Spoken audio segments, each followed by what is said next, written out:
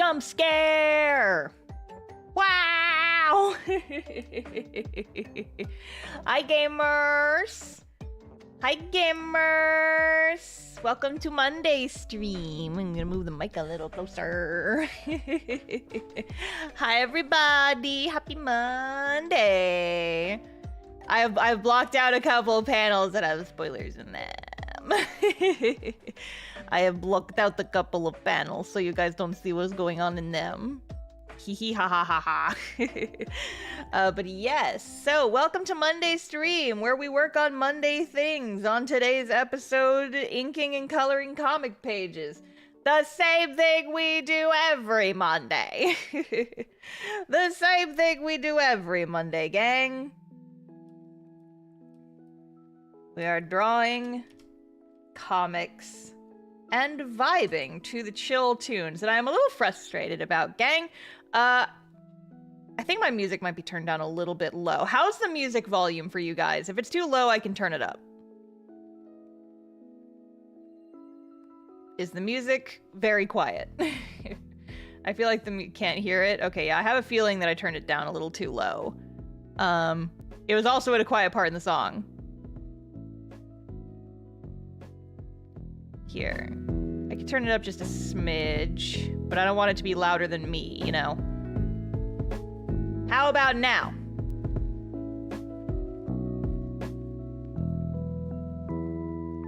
Better? Can hear now? Okay, cool. It's not too loud though, is it? It should dip in volume when I'm talking. But if I don't want the music to drown me out. Like, I have to be louder than the music, right? We're good? It's not too loud. I can hear it fine. It's a wee bit loud but tolerable. I can scooch it like a smidge. A smidgen. A smidgen pigeon. I'd rather the music be quiet than too loud, right? But yeah, you guys just let me know if the music gets too loud, and if I miss it, one of my mods can ping me about it. But yeah. Welcome to Monday. Welcome to Monday stream, everybody. Yeah, it's lowering when I'm talking. It's just subtle. But yeah.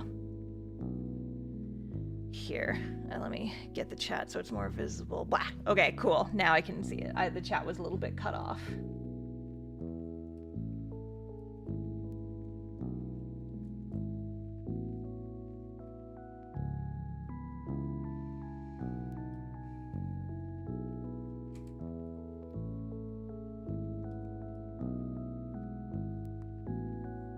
So how's everybody's Monday?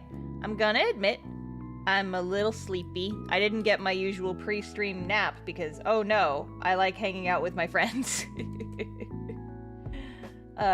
and the buds were hanging out in the voice chat right before the stream, and Jay was even like, shouldn't you be taking your pre-stream nap right now? And I was like, nah. I was actually working on comics more before stream because I was just like, you know, vibing in the voice chat and inking stuff, inking backgrounds of pages that I worked on last week. Yeah.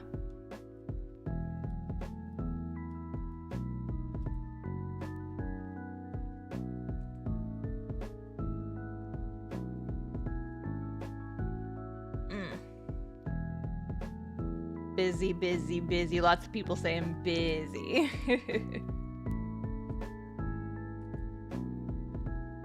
Relatable. I was so busy I went into kind of a manic state yesterday.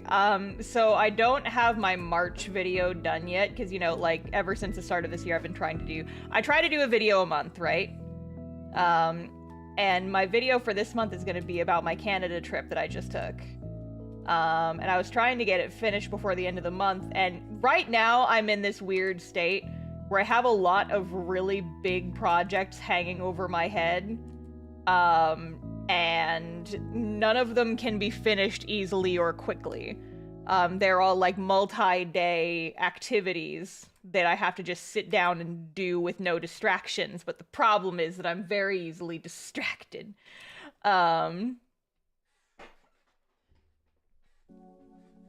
And also it's just I don't have a lot of time to work to like I'm not given a lot of time to just sit down and bust through large quantities of stuff, because I have so much other stuff on my plate on a regular basis, like a daily basis, you know?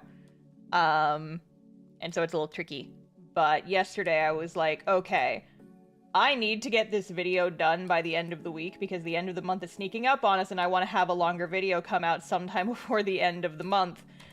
So I'd written the script for my Canada video already.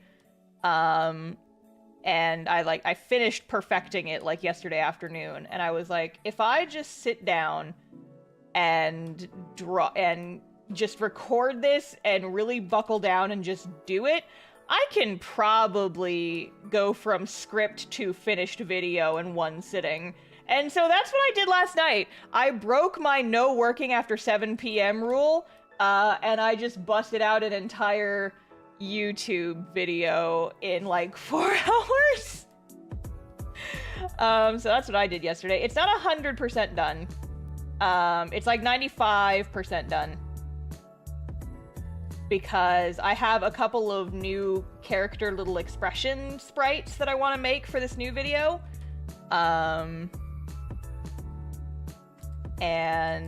I also need to do the thumbnail still. And so what I'm thinking is that I will do that on, drum roll please, tomorrow's stream. Because I don't know if you guys noticed, but I'm actually doing a stream tomorrow as well.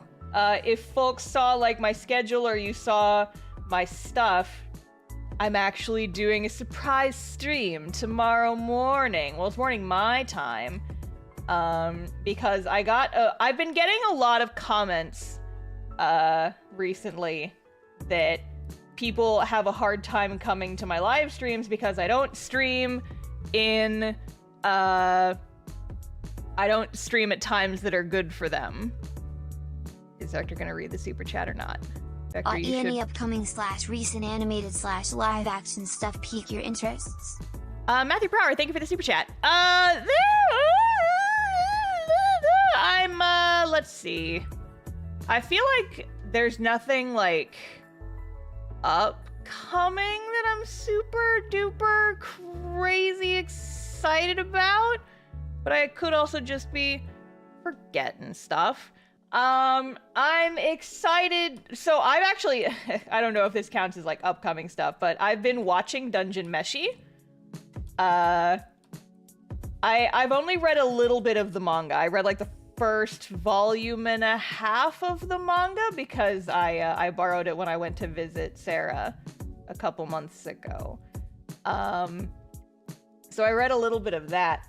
And I've been watching the anime as it comes out, and the temptation to read the manga is very strong, but I want the anime to be like fresh and I want to experience it through the anime before I go back and read the manga, you know? So I've been excited for that. I've been watching that every episode as it comes out. I saw this graphic that someone posted on Tumblr where it was like showing a timeline of Dungeon Meshi where it's like for the first, it was like a thing that had like the title, and there's like, oh, this part of the story, and then there's the this, and then there's the this, and they said, oh, this part is like, oh, you know, like chill running around doing dungeon stuff, it's like a TTRPG, and then here is what in all caps, and then this is like another thing. But someone said that what's the episode that just came out, is that episode 11 or 12, was the start of the what section, and I was just like, I'm very excited for what, because what could possibly happen in this cute little show about dungeoning? I saw that image. It's so good, right? So I'm just like, I'm very excited for what. I will admit that I've seen some spoilers, but I have no context for what it is or what it means. So I'm just kind of like sitting here enjoying the ride. It's like you see the track of the roller coaster when you enter the theme park and you're like, oh, it does loop-de-loops. Okay. But it doesn't spoil the act of riding the roller coaster for me, right? It's like you still have fun riding the roller coaster even though you can see the track from other places in the theme park. You're like, I want to ride those loop-de-loops. Let's go. That's my brain. I used to be way more sensitive about spoilers, and I will admit that with some stuff, I'm more sensitive to spoilers. But a lot of times seeing spoilers just makes me be like, okay, how the heck did we get from point A to point B here? And I'm excited to see it play out, I suppose. Like, spoilers for precisely how stuff plays out, I get more frustrated by. But spoilers for just, like, this character exists! Or I also drove 100 miles for some Krispy Kreme donuts recently. They were green. Thank you for the super chat, Matthew Prower. 100 miles for donuts. That's pretty far. Was that like a St. Patrick's Day thing? That's very far. For donuts. I assume it was a St. Patrick's Day thing. I'm not even... Are Krispy Kremes worth driving 100 miles? I guess if you like them enough. I'd do that for some Round Rock donuts, I'm not gonna lie. My thing is, I've never actually been to a Round Rock Donuts. It's kind of a local thing here in my part of Texas. But whenever we would like get donuts for school functions, those would always be the ones that people bring, and oh, they're so good. Oh, they're so good. Round Rock Donuts are so good. So good. I used to live like right across the street from a Krispy Kreme Donuts. I used to. I do not anymore. I don't think I have one in the town I live in. It's a bummer. But yeah. Going back a little bit as far as like other stuff I'm excited about. I wouldn't say I'm excited for it necessarily. Type that in Round Rock. Like the words. Round Rock is a town north of Austin, and they have a donut chain that's very nice. Oh yeah, I guess some folks have noticed the music player isn't working, and I don't know why. And I don't know why FrankieBot is not obeying people who are typing the chat commands in. Maybe he's just being slow. But yeah, so I'm just listening to like lo-fi remixes of tunes, but for whatever reason the music scroller isn't working. It wasn't working last stream either. I don't know if maybe I just need to update it or something, or if like there was a Spotify update that borked it. But unfortunately it is not working super great right now. And by not working super great, I mean not working at all. So we're just going to have to deal with that, unfortunately.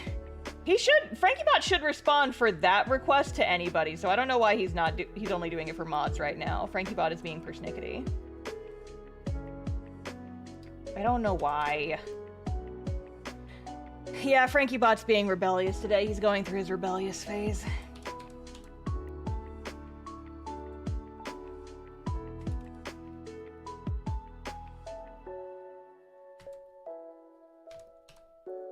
But just thinking about like media and stuff, I've been talking about this a little bit on my socials and on my and on the Discord actually. So some folks have heard about this. I've mentioned it on stream as well. But there's hang on. Hi, Star. I just wanted to say I'm super excited to see you at the Staple Expo in Austin this April. Yeah, thank you so much. I'm excited too. Yeah, 0% Gay 69. Thank you for the super chat. I appreciate it. But yeah, so for those who haven't heard, I'm gonna be at Staple. It's a comics and independent media expo here in Austin. And I actually got invited as a guest this year, and I'm super freaking excited about it. That's happening next month in April. I have a community tab post talking about it and linking to the website. So if you guys live in Central Texas and you want to come and check out some cool comics, folks, including yours truly, you should go check that out. It's if you Google Staple Austin, the website should pop up. But yes, very excited. Yes. What was I gonna say? Oh yeah. So just thinking about media and stuff. I am thinking that I want to do a new series of videos on my channel where I talk about media and I talk about stories and stuff like that. And I don't know, folks have expressed interest when I have talked about it. Yeah, Narrative Academy. I might switch it to Story Academy. I am not 100% set in stone on the name. I feel like Story Academy or Story School, I don't know. I'm still brainstorming the title. But I was thinking for a while, it's like, so my funny thing is that I have a handful of YouTube friends, and all of my YouTube friends are video essayists. And I don't know how that happened, but it did. And so, you know, I've always I watch a lot of video essays and I watch a lot of people talking about media. And for the longest time I was thinking, it's like, man, I love to talk about shows, but I don't feel like I have many important or meaningful things to say about shows that I like, or even shows I dislike. So it's just I don't know how I would make videos about that because I feel like I can't be super eloquent about it. And then I realized I love talking about story and story structure and how to put together a compelling narrative. That is so my shit. That is so exactly my shit. And so I started thinking, and this was kind of spurred on by my podcast, because whenever we're recording our podcast that my friend Sarah and I do, I have a tendency to go off on tangents when they fuck up and parts of the story are bad. I get kind of grumpy about it, and I'll go off on long tangents about this sucks and this is how you could make it better. And I started thinking, well, I'm gonna run out of topics for storytime videos on my channel eventually, so I feel like I need to start branching out into other things. My channel is mostly about story times and making comics. What if I did a series where I talked about how to put together a story and what makes a good story and how to write effective stories? And what if I took that and combined it with the media analysis angle, and in each episode we look at a series or a game or a movie or something like that, and we kind of look at places where it either did a really good job or it did a really bad job, and we kind of zoom in on really specific things, and we talk about why we maybe like or dislike these things, why they're effective or why maybe they aren't, and we talk about how maybe we could change those things to make them better. And this is all from a lens of learning about writing. Right? So it's less of it's kind of writing advice, but it's writing advice through the lens of, let's look at examples of these things being done in other media and what can we learn from that other media, right? So a good example is, I've talked about it. So one of the episodes I want to do is about Chroneco, and I can't really talk about that one without spoiling the entire series. But I have some beef with the way that this part of the story is set up in Chroneco, where it would be so easy to fix, and they kind of whiffed it at the end of the first episode, and it frustrates me. And I talked about it on our podcast, but I feel like I could make a video talking about why it's I feel like this could have been better, you know? Actually another one, which not gonna lie, little nervous about it, because people have warned me that the fandom is a little intense. But I've actually been watching Has Been Hotel kind of casually recently, because we've regressed back to mid-2000s YouTube. People are uploading movies and shows in 3 parts on TikTok, and so and so I wasn't planning on watching it because it's just not really my thing, and also I don't have an Amazon account. I don't pay for Amazon Prime because you can't make me. And so, but I wasn't planning on watching it, and then I saw that people were uploading it on TikTok, and I was like, I'm curious enough, and I've watched almost the entire show at this point. I need to watch the second half of the last episode, but aside from that, I watched the whole thing. And overall, I think it's not terrible, but the story and characters, I think I have some commentary I could make. It's kind of twofold.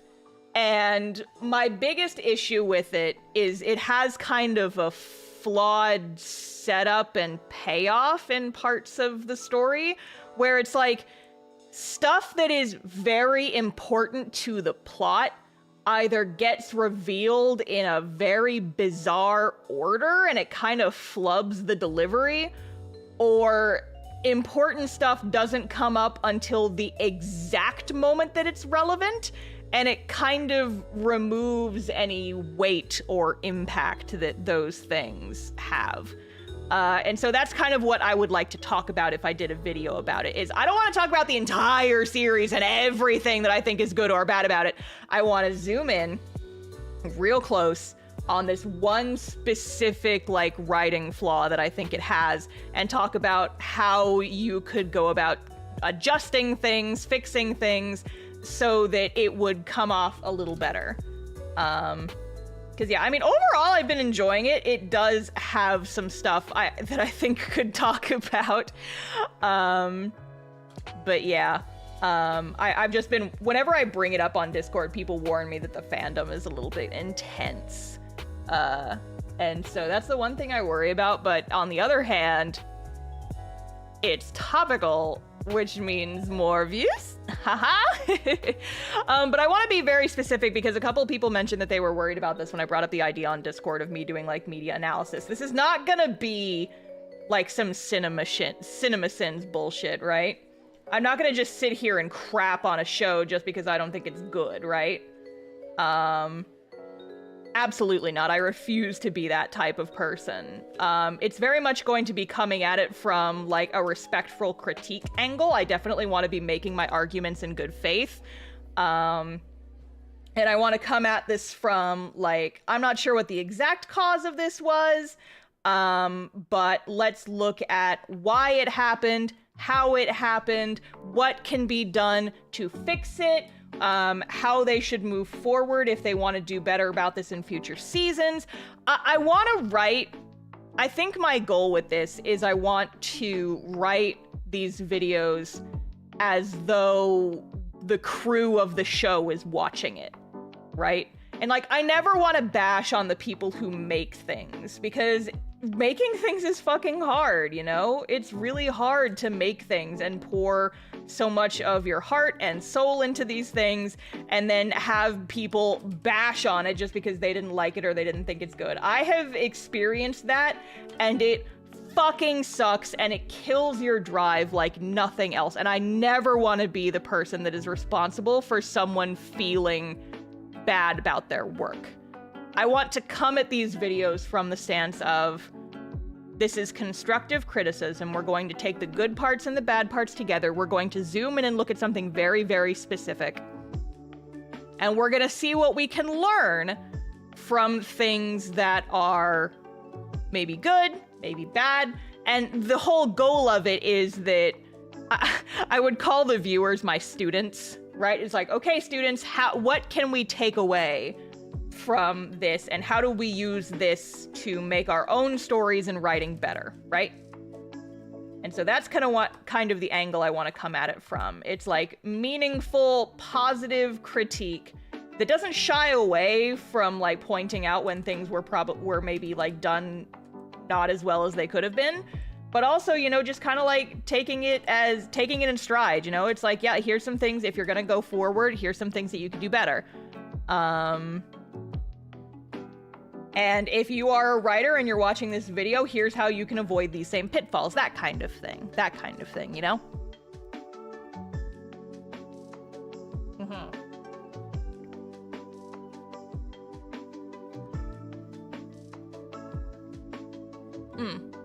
But yeah, so I'm thinking I might start doing that eventually.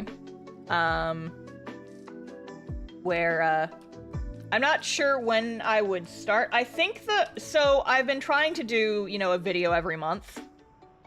And I already know what my April video is going to be. My April video is going to be Castoff related.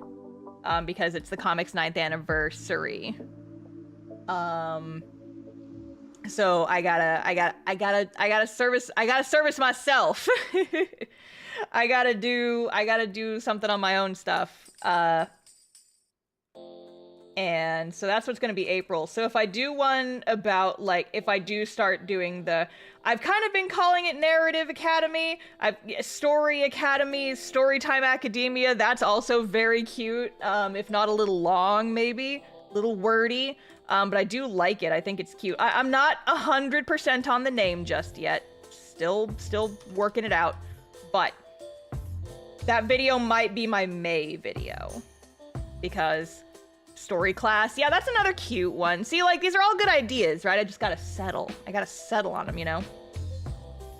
And I was originally thinking, the original thought behind it was I would take shows that I didn't like or that I didn't think had the story work as effectively, and then just talk about how I would, like, adjust them or fix them or take certain things into account that would help it be more effective, in my opinion. But then I realized my biggest problem with Has Been Hotel is its lack of setup and payoff. And I just played Ghost Trick, which is a phenomenal story with amazing setup and payoff. And so I almost feel like that could be a follow-up video. I do a video on Has Been Hotel first, talk about, like, the lack of setup and payoff and how it's kind of hurting the story's impact. And then do a follow-up episode talking about Ghost Trick and saying, like, this game has a fucking genius story with amazing storytelling and the best setup and payoff of any game I've ever played, and we're gonna talk about why it's so good. We're gonna, like, go into it, break it down, talk about what they did right and why it works so well, and I think that would also be, like, compelling video media, you know?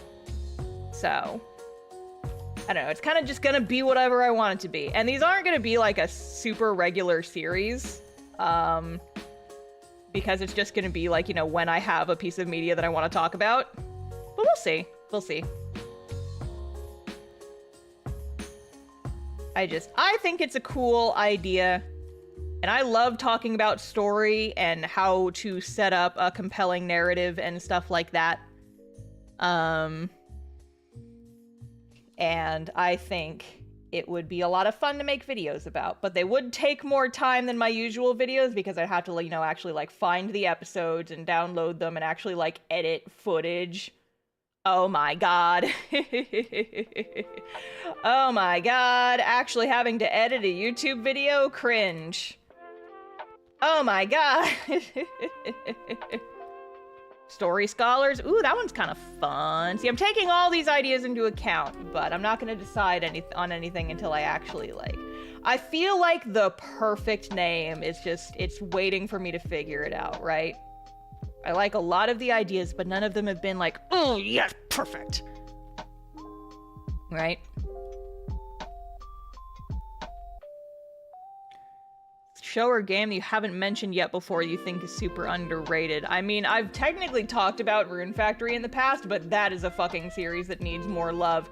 If people like Stardew Valley but wish that there was more plot and better characters and more interesting stuff going on, and you could tame giant chicken monsters, play Rune Factory. Please play Rune Factory. It's so good. 4 is the best one. They're all available on Steam now. Well, all the newer ones are. What can I play this on? Anything, basically. I think it used to just be for the DS, but they just came out with remasters that are available on Steam. Did you hear about the Mario swag that got announced? Mario swag? Why does this feel like it's set up for a joke? I do not know. No, I do not know what this is. But thank you for the super chat, Matthew Prower. I appreciate it. I'm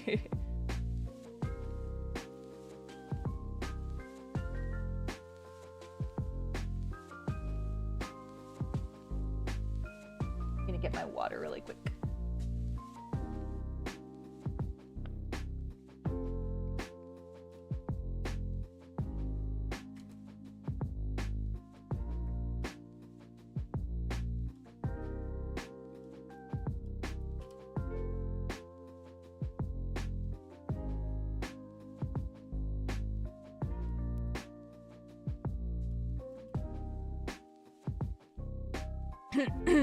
What's going on behind Mini Vector's eyes? So many things. He's just watching, observing. Rune Factory 5 was real rough, with it made me concerned about the future of the franchise. Yeah, the thing with Rune Factory 5 is you have to remember that the company went bankrupt before that game came out. We never thought we were going to get Rune Factory 5, and so I feel like that was probably a game made under a lot of duress, having to suddenly work entirely in a new platform with arguably a new team. There was a lot of stuff working against that game, I feel like, probably. It had a lot of good going for it, but it also had a lot of performance issues, and I feel like it borrowed too much from the success of 4. It felt like a copycat in a lot of ways. Which Rune Factory game would you recommend? 4. Absolutely 4. If you're gonna play any Rune Factory game, play Rune Factory 4. It's like Final Fantasy, you don't have to play them in order. They're all individual, with the exception of one of the Wii games that has not gotten a remaster is a sequel to the original Rune Factory. But 4 and all the ones that have gotten recent remasters, you do not have to play in any kind of order. 4 is the best. 5 is okay if you play it on PC. 5, I think, borrows too much from the success of 4, and so a lot of the stuff is really the same. 3 is also good, but you can only play as a boy, yeah. I don't know, 3 doesn't... I wasn't super... I got to a point where I got bored with 3, because while I like a lot of the romance candidates in 3, there were none that were, like, super holy shit, I must wed this person vibes for me with any of the marriage candidates. Which is what made it difficult to choose. Rune Factory 4, I love one grumpy horseman. But, like, there's no... Everybody in Rune Factory 4 is cute in their own ways. They all feel very individualized. They all feel like they have their own lives and characters, and it's very nice. And the story for Rune Factory is really interesting, too, and I would argue that 4 has the best one. 5 does have a fun story, it's just I feel like it struggles in a couple of different areas.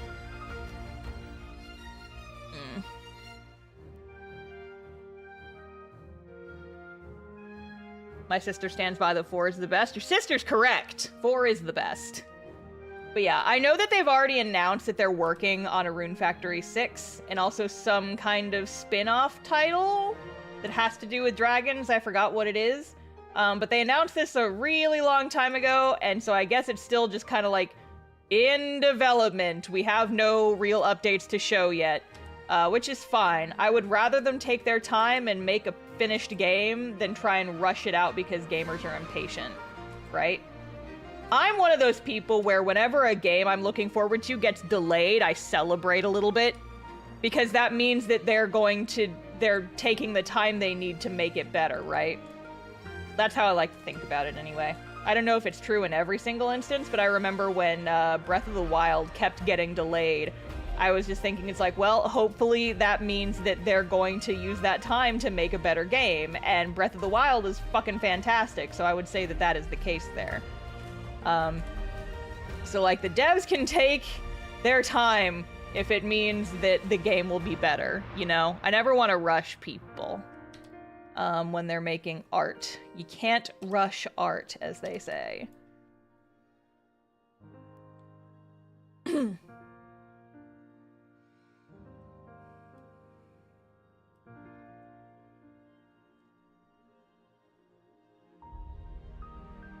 I don't know what Rune Factory is, but I hope they finish the story. Each game is its own individual thing. So each game is a finished story by itself. It's like Final Fantasy, where there's like 1, 2, 3, 4, but they're all completely individual of each other. They're separate. So each game has its own fully completed story. So it's not like a sequel series. So you could pick up Rune Factory 4 and just play it by itself and be fine, right? Favorite marriage candidate from Rune Factory 4? I love that horseman! I love that horseman so much!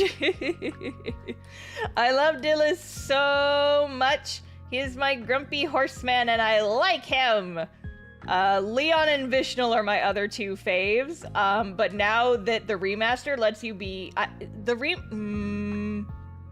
No. 5 is the one that lets you be gay. 4 I don't think does. But I love Forte. Also, she is my wife. She is my wife! My knightly wife. Last major thing. Any familiarity with Pepper Ann? None at all! I remember that it was a show. I never watched it, though. Thank you for the super chat, by the way. That's Prower, thank you.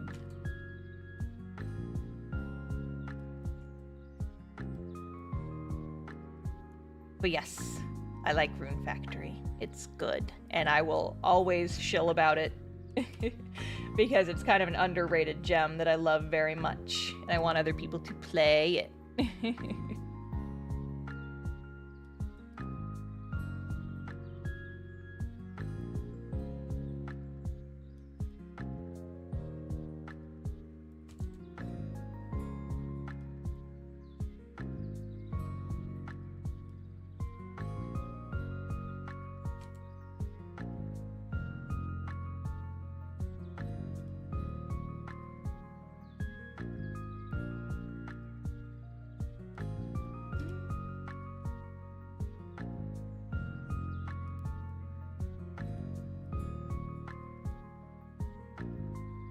There's Castoff fanfic on AO3. I know! It's so cool!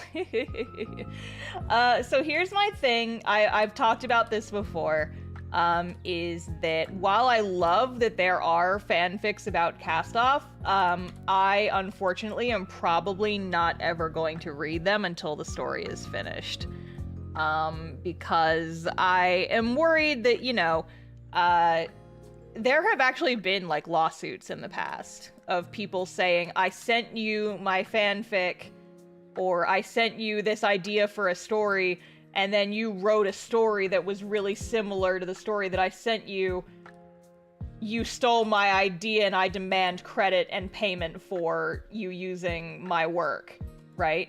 And while I think that I'm small enough that people wouldn't actually do that, I never want that to be something that someone throws at me. So I just have kind of a blanket rule that I don't read fanfics of my own work, just to say, like, it's not that I don't appreciate it, it's that I'm keeping myself and my IP safe, right? I never want people to think that I am stealing their ideas and then use that as leverage to try and... So, like, if someone writes a fanfic that's very similar to what's actually going to happen to Castoff, and then they say, you got that idea from my fanfic, I can just... It's a lot easier for me to say, no, I didn't because I've never read your fanfic, than no, I didn't because it's already been written like this and I can prove it and here's the receipt. It's easier for me to just say that I've never read it, right? But I'm glad folks are having fun, right? I am so happy that folks are having fun with the characters. And I'm not even that big of a fanfiction person in general. I've never really tried to write it with like a small abandoned after one chapter fix that I tried to write in like high school that never went anywhere. I never got into reading fanfics really. Just because it just wasn't my bag. But I'm glad that people are having fun, and I do occasionally like go and look at the tag on AO3 to see if there's any new ones, just to see what folks are writing about, because I'm curious. I don't ever actually read them, but I'll read like the synopsis. Apparently there's some good ones though. I've seen people talk about them in the on the Discord.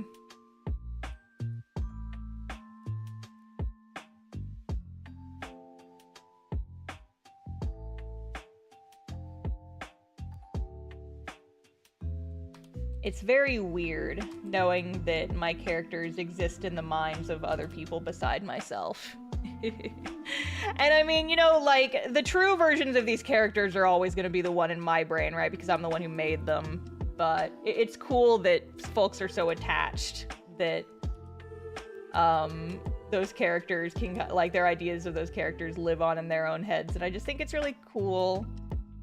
It's not something I ever thought was going to happen. So, it's just interesting and neat. What brush do you use? This is literally just the G pen, my fella. It's, I have the stabilization set down really low. I only have the stabilization set to like 10, and that's mostly just so that the points at the end of my lines are really crisp. Because if I turn it down to 0, the lines are not, well, that's not a good example, but like the lines can get a little chunky at the end, but if you turn up the stabilizer to like, I usually have it set to 12, the lines are a little less ka-chunky. But honestly, the best thing to learn inking is just learn how to keep your hand steady. Unfortunately, that is the reality of it. Practice, baby.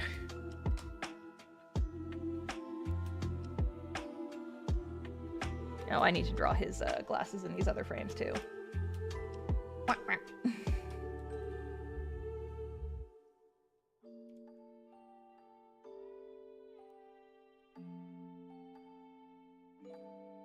Oh, I don't know if they're watching right now, but actually I was thinking about story stuff earlier today because somebody in my friend circle just finished getting caught up on the comic as of this morning.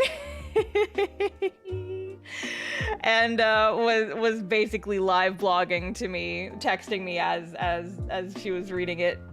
It was so, yeah.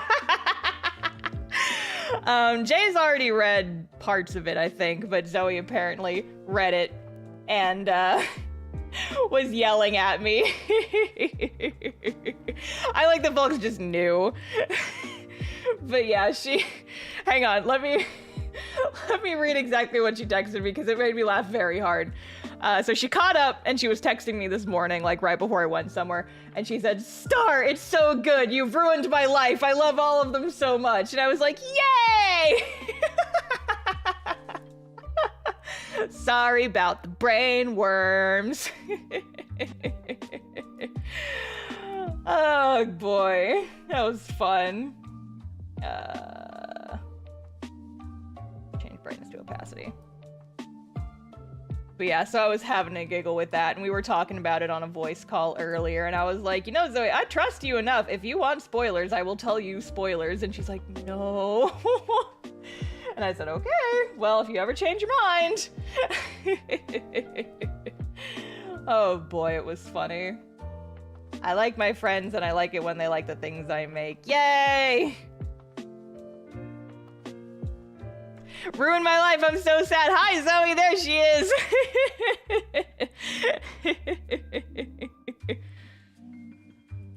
So yes, let it be known that my true name is Star Life Ruiner. Comic writer and life ruiner right here.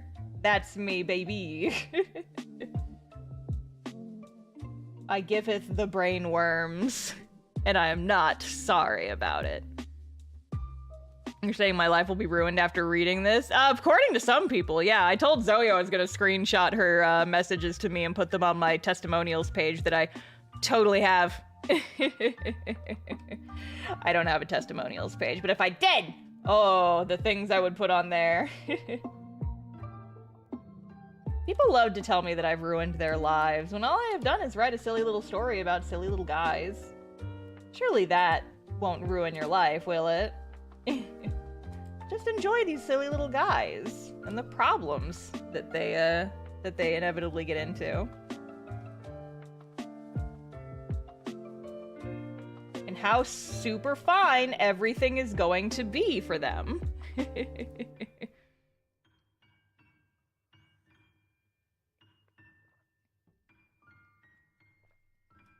I love all the characters so much. I am so glad. Like, okay, so here's the thing. I know Zoe. I knew that she was going to like Sage. But apparently she also really likes Frankie. And I said, well, he is the perfect boy. So... so I can't blame you there. But yeah, I cornered her in the voice chat earlier. It was like, Zoe, I know you're finished reading it. Tell me your thoughts. Oh boy. Teehee. I'm having a tee-hee chuckle over here. My thing is, like, I will never force my friends to read and enjoy the things that I make. I want people to... My overall rule is I don't want people to like the things I make because it's me that makes them, right? I want people to like the stuff I make because it's good. Right? That's my thing. And so I never get upset when someone I know does not read my comic, because I know it's not for everybody, right? It's for me. And you know, like, sometimes fantasy tropes, sometimes the stuff I write, it's not gonna jam with every single person, and I am okay with that. And sometimes those people are my friends, and I'm okay with that. So I never ever get upset if someone tells me that they haven't read or consumed something that I have made. I am totally okay with that. You never, if you're one of my friends, you never have to feel bad about not, like, interacting with the stuff that I make, right? Because the stuff I make's not for everybody. It's totally fine. However, if you are my friend and you do like the stuff that I make, I am so excited and so happy about it, because that means one more person to talk about it with. Let's go!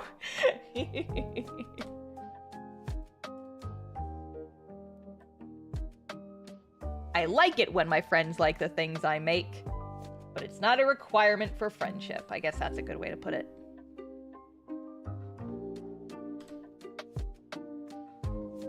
But the serotonin I get, the serotonin, the dopamine, the happiness that I get when people enjoy the stuff I make is unparalleled. Because it means that I've made friends with good taste. I mean...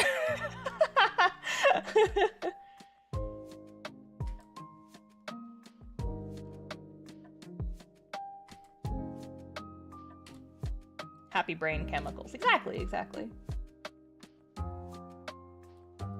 It also just, you know, there's a personal validation to it too, of I have made something that these people enjoy, which means that it is good enough for my friends to enjoy, which means that I have done a good job, because my friends have good taste.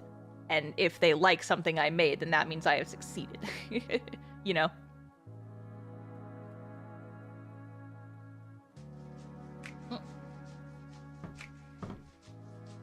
Hi, Milo. Hello, squeaking baby. Hello. Hi, chicken. Milo is here and she is yowling. She's here and she's baby. Okay, I'll just go ahead and flat sage and I'll just work on these backgrounds later. I will just do these backgrounds later because I can't be bothered. I don't want to ink the backgrounds because I'm a lazy sumbitch. It's fine. Don't worry about it.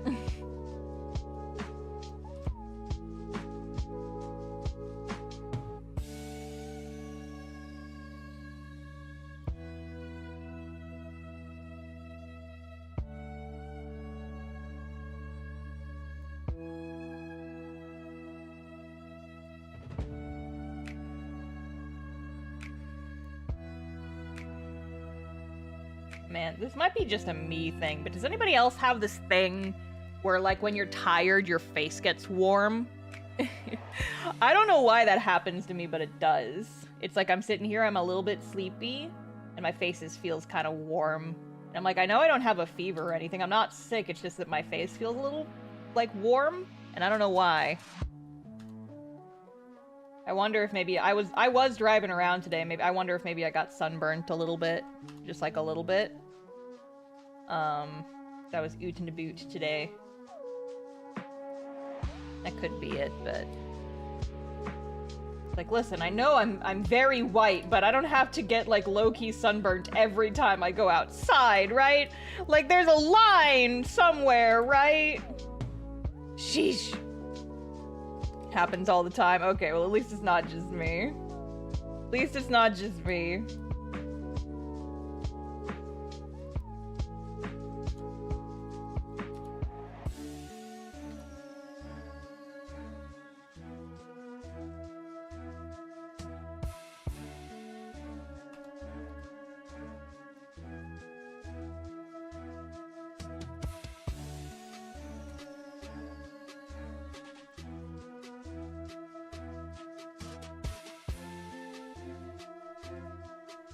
This is another one of those pages where Sage's glasses makes him look a little bit cross-eyed.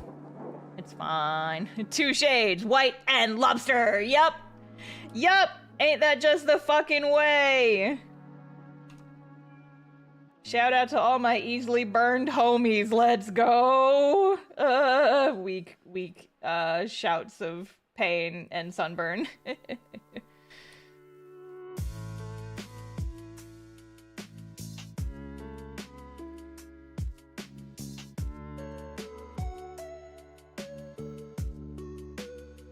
I could comment. Thank you. I appreciate it.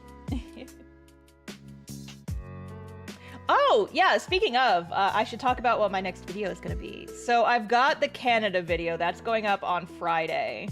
But as for my April video, like I said, April is Castoff's 9th anniversary month. And so I wanted to dedicate the video for April to be about the comic. And I already know what the topic specifically is going to be, because this is a really popular question that I've been getting, because I've started taking Q&As for the comic that I've been making into my little shorts and TikToks and such. But I'm going to make a video where I talk about all of the stuff that did not make the final cut, essentially, like deleted scenes, deleted characters, plot points that got rewritten or are no longer in the story, how characters' personalities have changed, etc. What stuff got left on the cutting room floor, essentially. The deep lore, yeah. And so that will be the topic of April's video. Is talking about all of that. I do have a short that's gonna come, because of just the way that I did it, the short about this topic will not come out until after that video goes up. Just fine, I guess. The Castoff iceberg. Yeah, kinda, but I'm not gonna structure it like an actual iceberg video. It's just gonna be like me talking about different aspects of how the story and characters have changed over the years, because it's something that a lot of people have been asking about, right? And I think that it would be fun to talk about. There's gonna be a lot of stuff I can't go super far into, because some of it still veers into spoiler territory. It's the type of thing where, like, okay, so there was this plot point, and 90% of it is no longer canon, it's completely irrelevant, and I would totally be able to talk about it in the video, except for the 10% of it that is still canon. And the 10% of it that's still canon is the part that I would need to talk about in order to explain the rest of it. So it's it's a little tricky, yeah. But I'm going to talk about as much as I can without getting into spoiler territory for stuff that's still in the comic.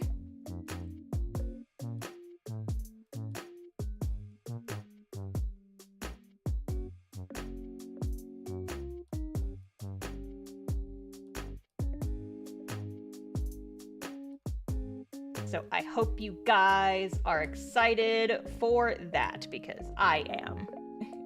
Let's go. Yeah. Yeah.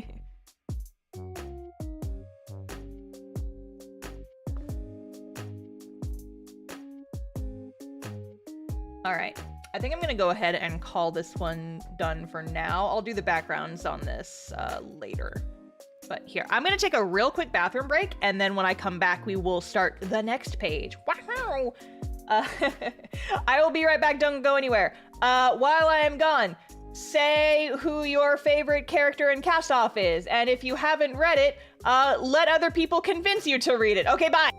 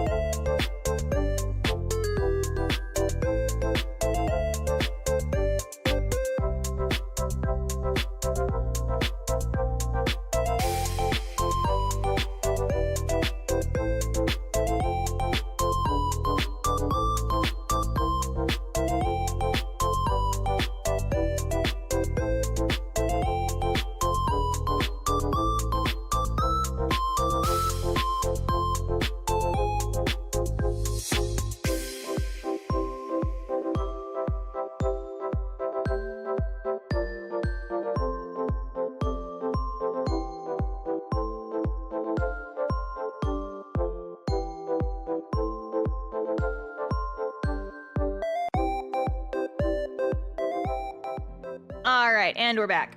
And there is a cat in my lap. Everybody say hi to Milo. She is here. Also, Habib Junior, thank you for the super chat. I appreciate it. Thank you, thank you. Thank Milo. you for the super chat. Yes, thank you, thank you. But yeah, Milo, as soon as I got up from my desk, Milo was just like, oh! Mother is standing! It is time to love Mother! And so she ran in and she was like, she followed me to the bathroom and she followed me in here. And now I think she's probably going to be a lap cat while I work on these next pages. Hi, baby. Can you settle? Can you settle? I think she's settling, but I do need to scoot the chair in a little bit. Hi, baby. Hi, baby. Gatito. Gatito. She's baby. She's baby. But here, we're going to go ahead and X out of that one. And we are going to work on this next page. Hi, Milo. Hello, chicken. Hello, chicken. Hello, hello. Milo hath arrived. Yes, Milo hath arrived. She is here. She is getting pets and loves. Pets and loves. Also, Matthew Mitchner, thank you for the super chat. I appreciate it. What's your favorite animal? Lobster! Lobsters are neat, and I like them. I think they are cool.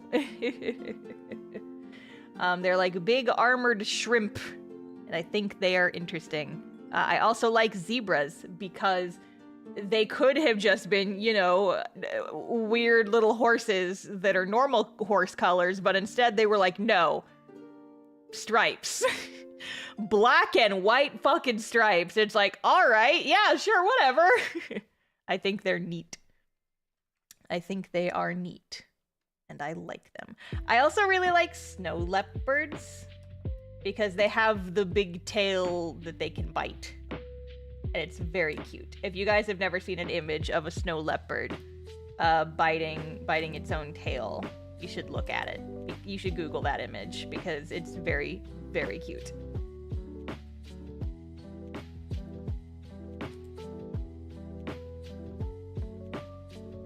Milo. Oh, she's getting settled. She is working hard at the biscuit factory. She is working hard at the biscuit factory. She's being a little lap cat. To give you guys a mental image, I've got my legs crossed and I have a little lap blanket and Milo is just snuggled up into the lap blanket. And she is just making biscuits. It's very, very cute. Hi, baby. She is baby.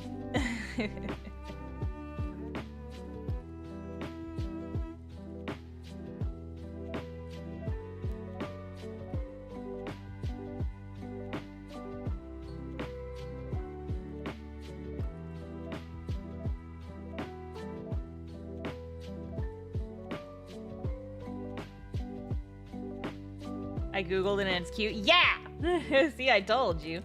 I told you. Oh yeah. Did you guys, I posted a short on Friday. Did you guys see it where I talked about my fucked up way that I used to play Zoo Tycoon? Did you guys see that video I made? Technically, I scripted it and I had my editor put it together, but you get the idea. That is definitely something that I definitely actually used to do. But fun fact, the reason I bring this up is that Zoo Tycoon 2 specifically, Zoo Tycoon 2 is the reason, that's where I learned about red pandas, because that game had red pandas in it. And I also like red pandas. I think they're very cute. I think they are very sweet. And I like them.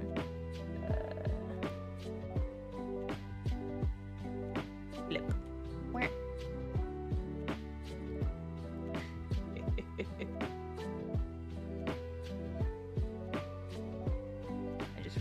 doing this wrong there, but it's fine because I could just merge. There we go. Perfect.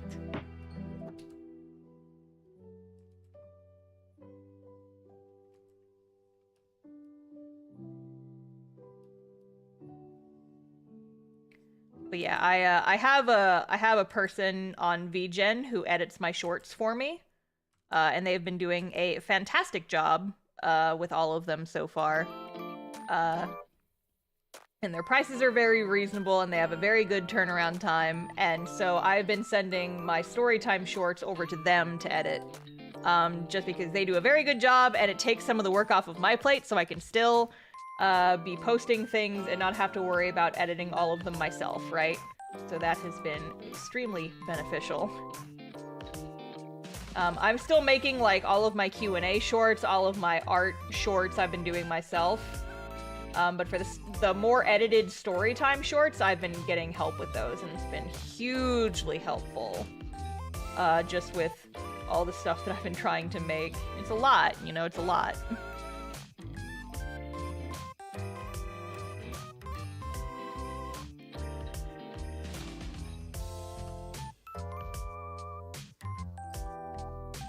But I hope you guys have been enjoying them.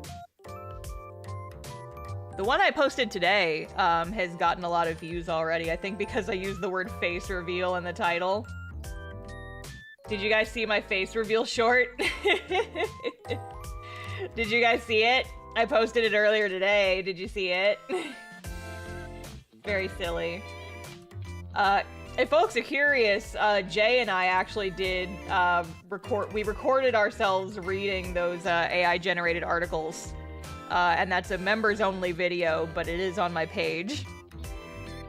So if folks want to see us having a giggle about some of the weird-ass articles that ChatGPT probably wrote about me,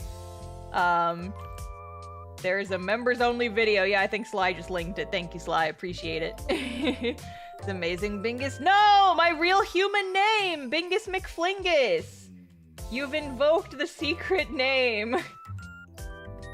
I can't believe this. I have to go into hiding now.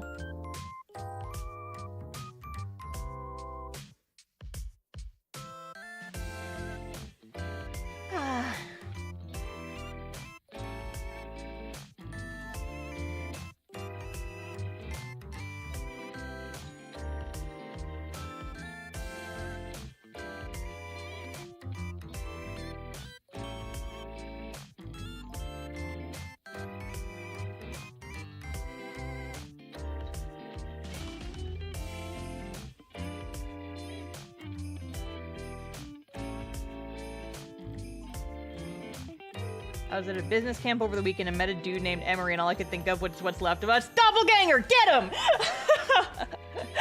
Doppelganger! Oh my god, Emery, there's somebody out there with your name. You gotta get him! You gotta get him! Oh my god! By the way, this seems like a good opportunity to show for our D&D show What's Left of Us. Link is down in the chat.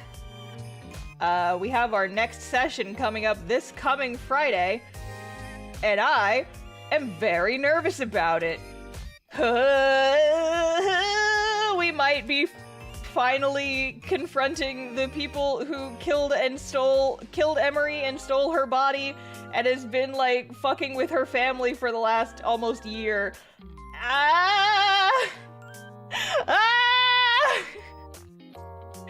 Oh god, it's happening. I'm so scared. I'm so scared. Oh my god. Hang on, I gotta do this really quick. I gotta switch my refs back. There we go. Okay. There's someone who have to deal with this episode. Shut up, Jay! Shut up! Taunting me, teasing me, asshole. Chat, get him. Get his ass.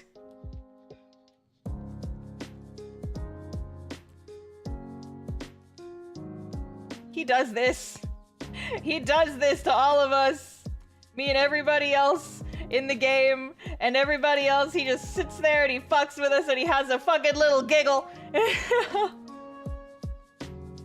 About the torment he puts us through. And yet I can't even be that mad because I do the exact same thing to everyone who reads my comic. If I got mad at him, I would be a hypocrite. But it's okay. I am a hypocrite. Fuck you, Jay! Mingus is one of my closest friends. How dare you all? The secret name! The secret name. I can't believe it. You're my favorite YouTuber. Oh, thank you. I appreciate it. Thank you. Leave Mingus alone. Yeah! You tell him. Tell him to leave me alone. I am perfect and innocent and have never done anything wrong ever in my entire life.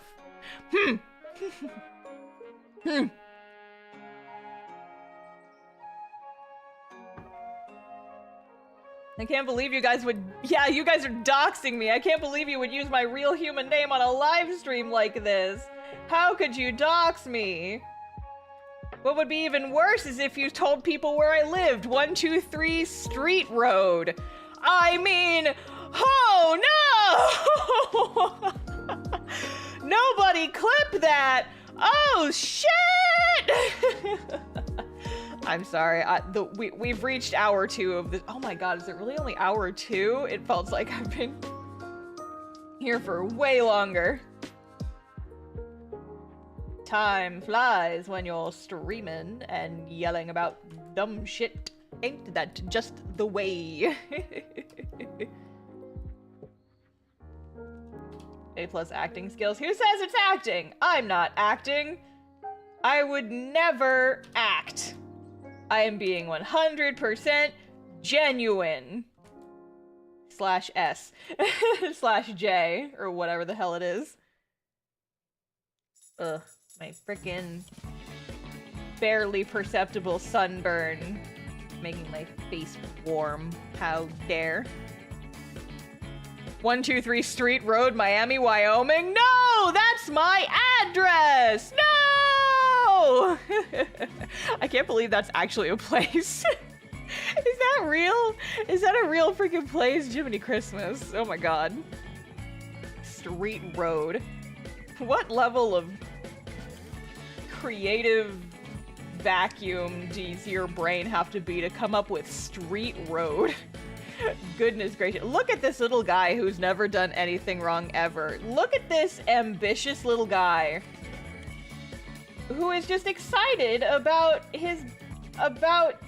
doing normal and kind and totally not unethical things. I love how some people in the chat and like the tags on Tumblr have already figured out exactly what is going to happen. And it's just like, aha, good, yes, I planted my foreshadowing well. And I love the sense of dread that accompanies so many of the comments about this chapter. I eat it for breakfast. It's so good for me. Yeah, he's excited about pizza, obviously. But no, I mean, since Zoe's caught up, I was actually showing her, like, these pages with dialogue, and she was just like, oh no, oh no, oh no, and I was like, yes, yes, rubs my dirty little hands together, yes! That's the face of someone who violates basic human rights, but only when asked nicely. By his friend.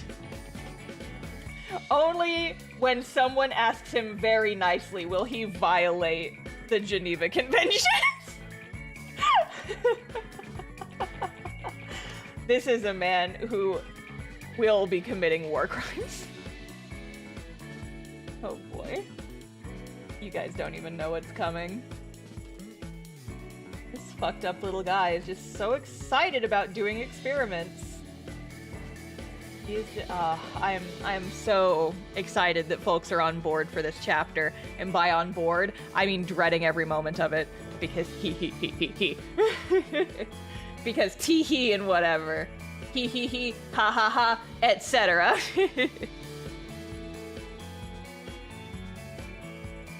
I am here to inspire dread in my readers. It's our job as writers to plot our characters through the worst and make the audience dread. Yes, exactly. Geneva suggestion. Amazing. Yes, thank you. 10 out of 10. Love that. Hi, Milo. Hi, baby. Milo's here.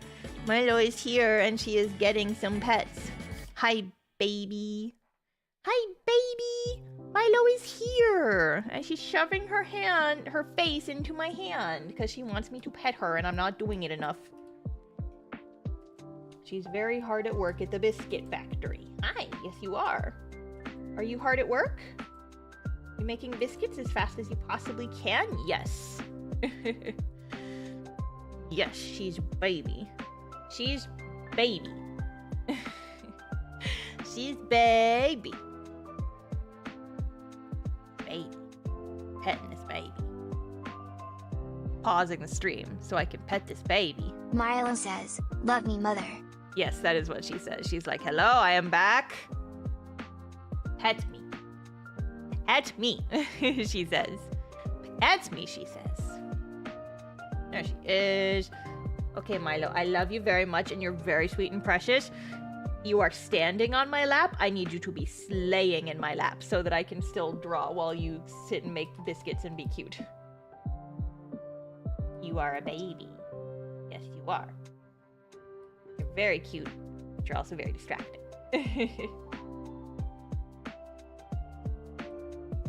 Hi. Hi.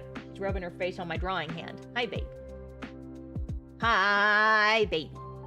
My cat. This is my cat.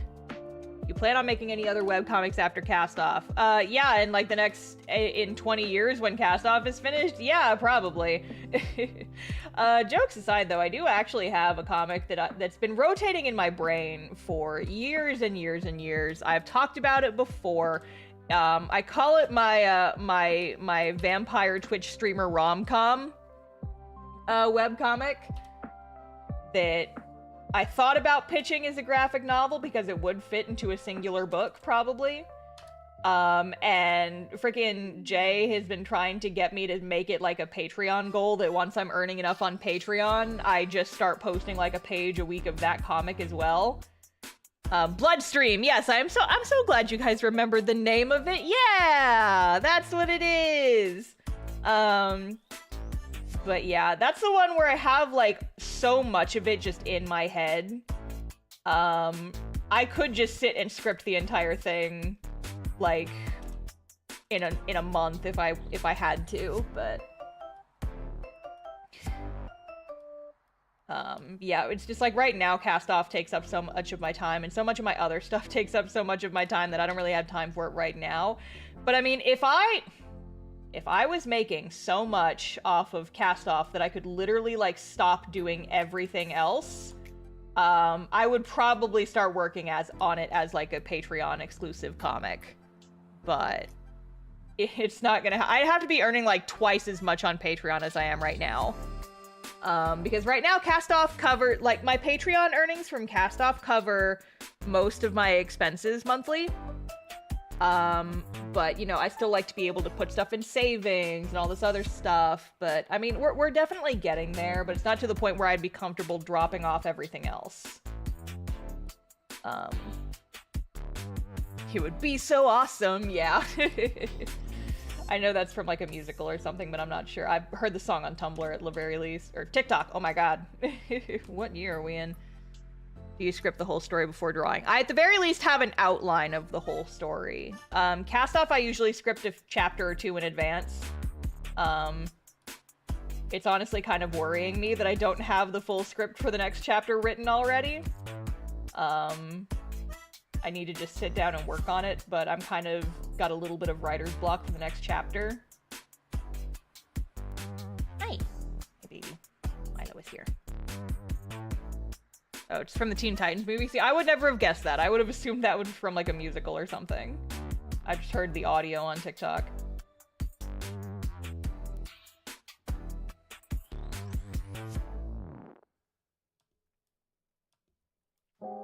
Listen, I don't know stuff. I don't know stuff about things. I don't know why you guys come to me with answers for stuff about things. I don't know. I'm just a simple anime girl on the internet who draws comics and makes strangers cry. Which, speaking of, I apparently did get actual tears out of my dear friend Zoe during Ariana's breakdown in chapter 10. And oh, the reaction I had is like, yes! Yes, let's go! Success! Goal achieved! Made my friends cry with my fictional characters. Let's go! Pew, pew, pew, pew, pew, pew. I'm only a little bit sorry for how happy that makes me. Because my goodness, isn't that just the dream? Yeah, let's go! Sorry made you cry, Zoe. Not sorry for how excited I am that it makes me that I was able to inspire tears in people. Let's fucking go!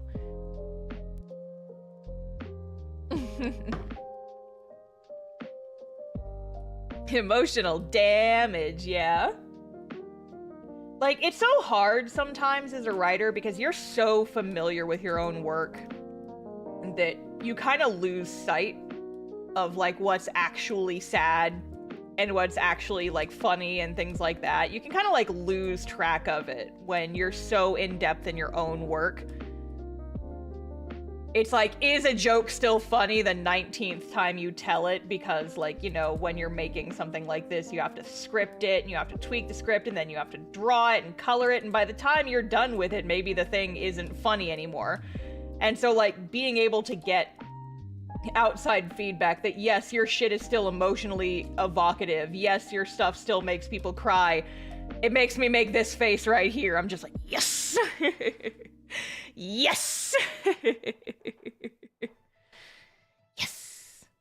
I am so glad, because, I mean, I've talked about this before, but that is my goal with storytelling, right? Is like, I want to make people get genuinely emotional over the stories that I make.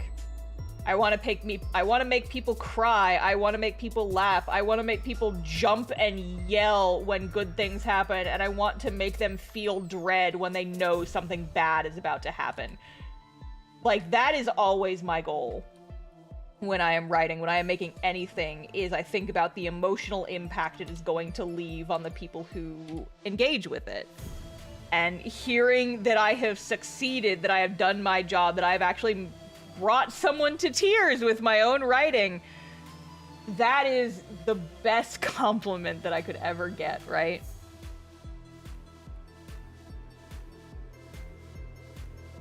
Like, okay, it's just affirmations that I am doing something right. And that means a lot, you know? Because art is such an uncertain field, you know?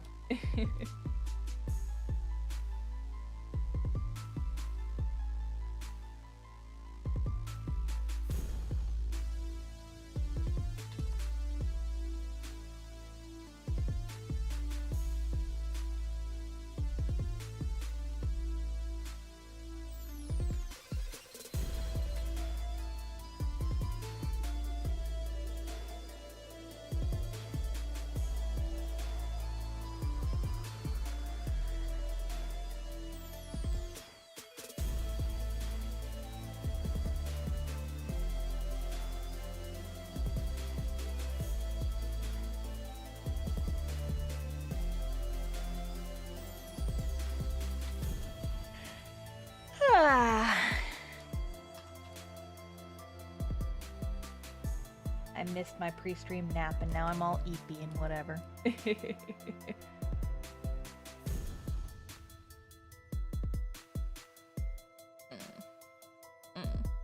What's a character from Castoff you relate to the most? Kind of all of them in a way, honestly. I mean, the thing about writing is that with Castoff and like pretty much any character I write, when I make a new character, I roll on the gotcha machine to see which of my personal demons and insecurities they'll get. And some of them get off easier than others. It's honestly easier to say which characters I don't relate to as much.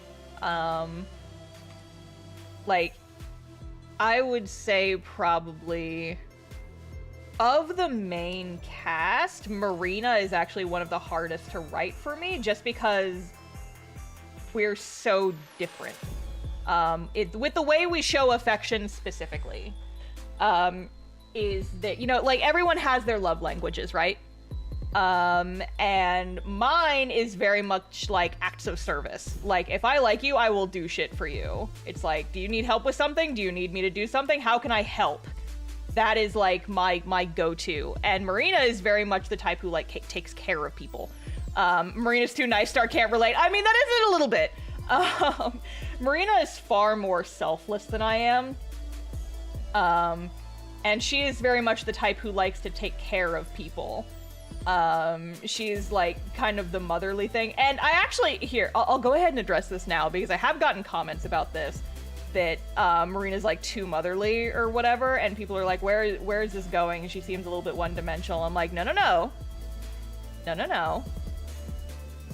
We haven't gotten a lot of Marina time. We're going to. She's actually, at the risk of spoiling things a little bit, all of my characters have their traumas, and the way they act in things, the way they react to things, the way they act around people is very much dictated by their own traumas and their own neuroses and things like that. We just haven't gotten to her yet. Marina acts like that because she's fucking traumatized, all right, yeah. I mean, we know. This isn't spoilers. We know, but it's... I'm not gonna go into too specifics, but I had to go into some mental places to write Marina effectively, and it was a place that I do not have quite as much mental I don't relate to her quite as much as I relate to some of my other characters. But I do still sometimes. I just had to dig a little deeper for her, I suppose. I'm starting to dread what happened to Marina's past. Don't worry, Marina's backstory is sad, but it's honestly like she got off pretty easy compared to a lot of the other characters. But yeah. I'm not gonna go too deep into it because it is spoilers. But I will say, Chapter 14. Sometimes, if you want a character to develop, you gotta break them down a little bit. You gotta put them through some shit. Now listen, Marina's backstory is still sad. Like, all these fuckers have sad backstories, right? Everybody's got a sad backstory. It's just, I would say that hers is not as bad as Ariana's, who literally, like, the only family that she had was fucking murdered. And then she had to live on the streets for a while and has basically been... Marina didn't go through quite that much. But she still went through a lot. It's still sad. Yeah, and then Vector's like, everyone he meets tries to kill him. And so her backstory is not that sad. She still has a fucking sad backstory though, and we are going to get into it. We're gonna get into everybody's tragic backstories at some point. And we are rapidly approaching some of them. It's just, you know, folks are, like, Ariana's getting hers, Sage is getting his, Vector's getting his because it's more relevant to the plot right now. There's some stuff we gotta get out of the way first before we work into some of the other characters and their personal traumas and issues. But we will get there, I promise. I promise.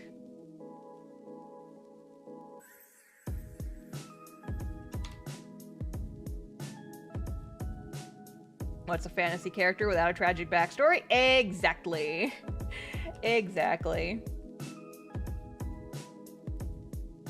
Yeah, you know, I think that's actually a good way of putting it. I just went on an ADHD brain journey by myself, but I was thinking, like, my thing with creating characters, specifically like tabletop D&D characters, is I always want a character to have a secret. And when I have the hardest time writing a character is when the character does not really have a secret. And Marina's one of those characters that doesn't really have a secret. She's kind of an open book, right? It's like Marina just kind of puts herself out there. She wears her heart on her sleeve. We know what she's about, kind of. We don't know why she's about those things, but we know what she's about. And so that was kind of why I struggled with writing her a little bit, is that she's not nearly as protective of her secrets as the rest of the cast. And like, I love writing intrigue and like characters who kind of, you know, like keep their stuff close to their chest. And Marina is very much not that. And that's one of the reasons why I had so much trouble writing her, is like, I wanted her to hold on to her secrets a little longer, but she wouldn't do that. Marina is the type of character who is very much just like, I am going to put so much of myself out there so quickly because I want people to trust me and like me, right?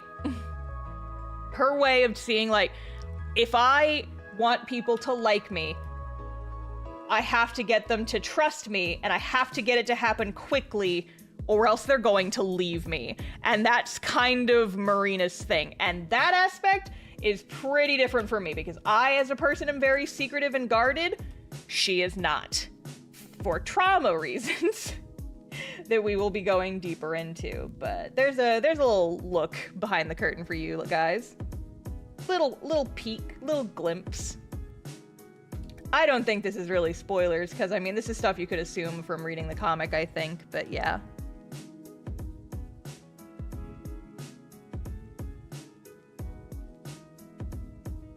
Little curtain peeksies, yeah.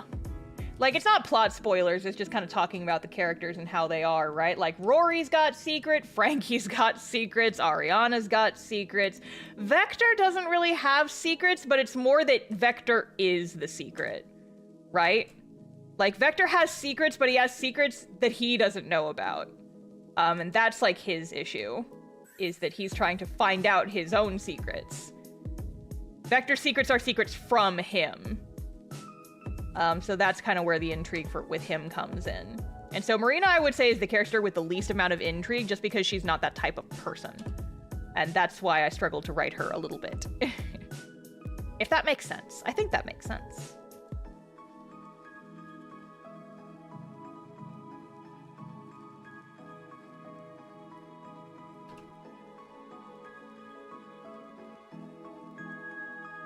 I do enjoy her, though, and I am very much looking forward to everybody getting their time in the sun.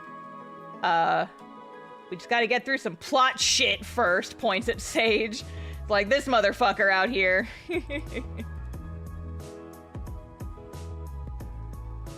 This bitch, points at him.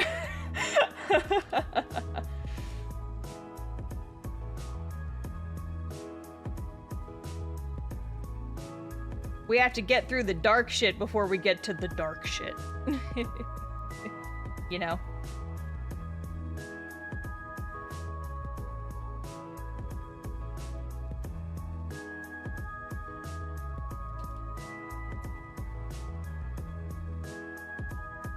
You shouldn't address your children that way.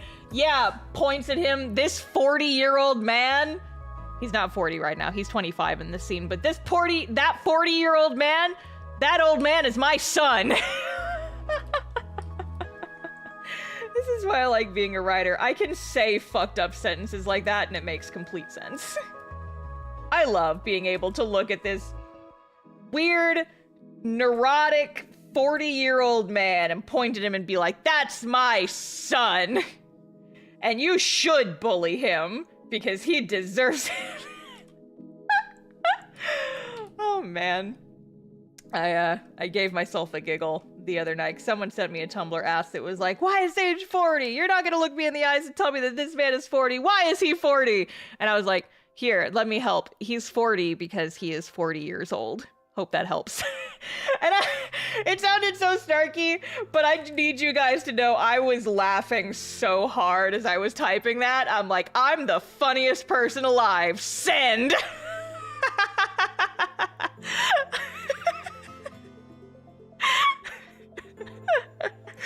So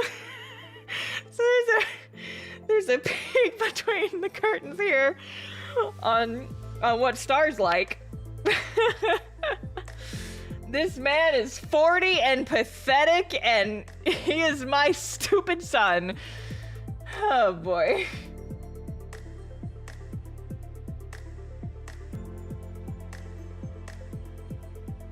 He is banned from most public places and has every disease, and I love him. Yeah! Exactly! Listen. Sometimes we have fun here. Hee hee.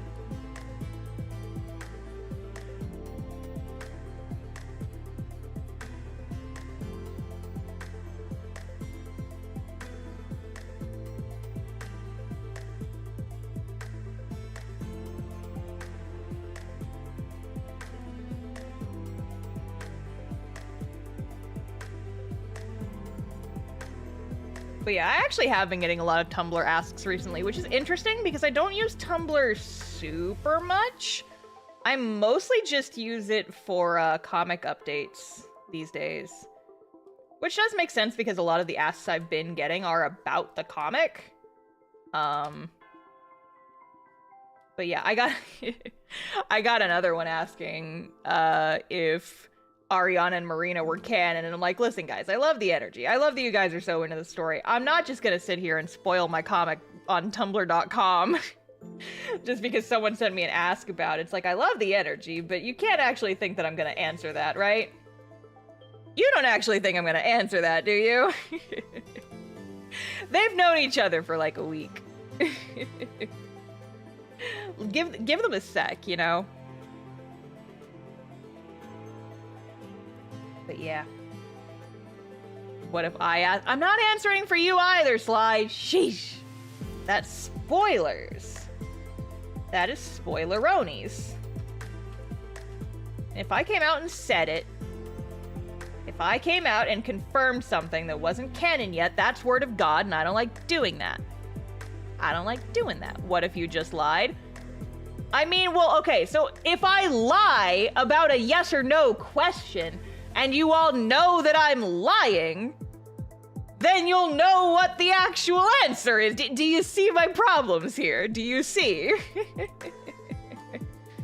Do you see the issue here?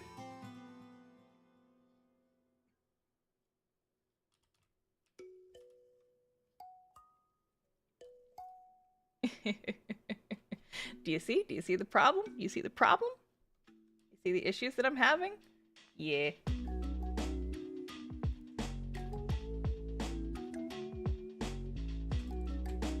Gosh, I almost want to talk about something, but I'm not sure that I should.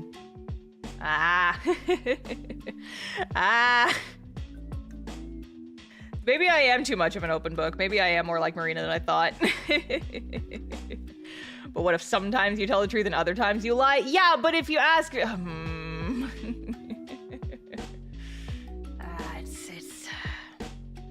You guys are trying to bait me, and I will not accept it. Baby Shark very well, but she'll deny it. Thank you for the super chat, Supernova Blade. I did sing Baby Shark that one time because I was paid $50. Do not super chat me $50. This is not a karaoke stream, and I will not do it. I was bullied in singing Baby Shark on my last karaoke stream. Cannot believe. Anyway. You would also have trust issues if you lie about your comic. Yeah, that's the other thing. It's like, I don't want to bait people into anything either way.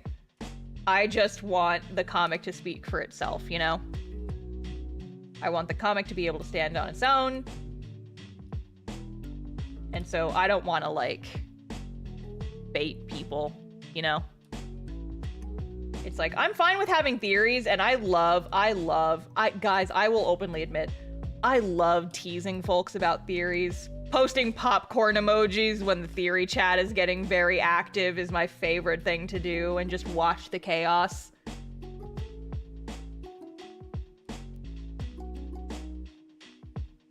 But yeah, it's just like, I never want to give people the wrong idea about the story from word of God shit, right?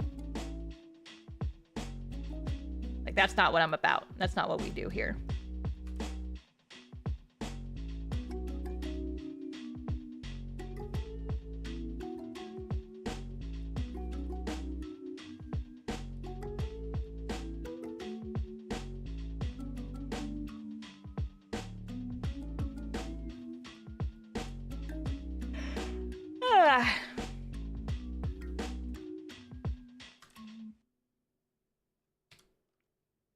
She can be bribed, but not for spoilers. Oi!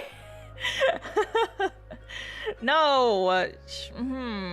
Listen, in the Baby Shark instance, I was super chatted $50 with a song request, and I would have felt like a garbage person. I was guilted. It was not bribery, it was guilt. If someone paid me $50 to sing a song and then I didn't do it, I would have felt like a bad person. So that's why I did it, okay? It doesn't hurt anybody. You said yourself you can be bribed. Shut up. Shut up.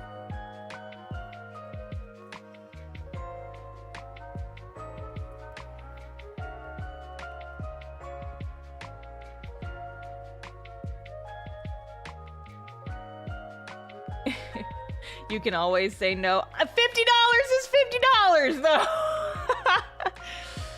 Oh gosh, listen. It's the type of thing where I'll let it happen once.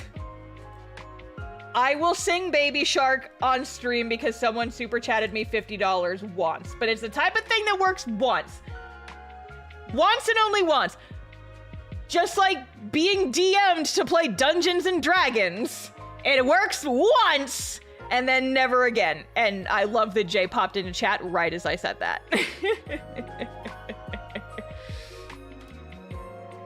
It's like, yeah, I tell the story about how Jay and I met. He pops into my DMs and asks if I want to play Dungeons and Dragons. And it worked, and now we're friends. That only works once, so nobody else try it. Oh gosh.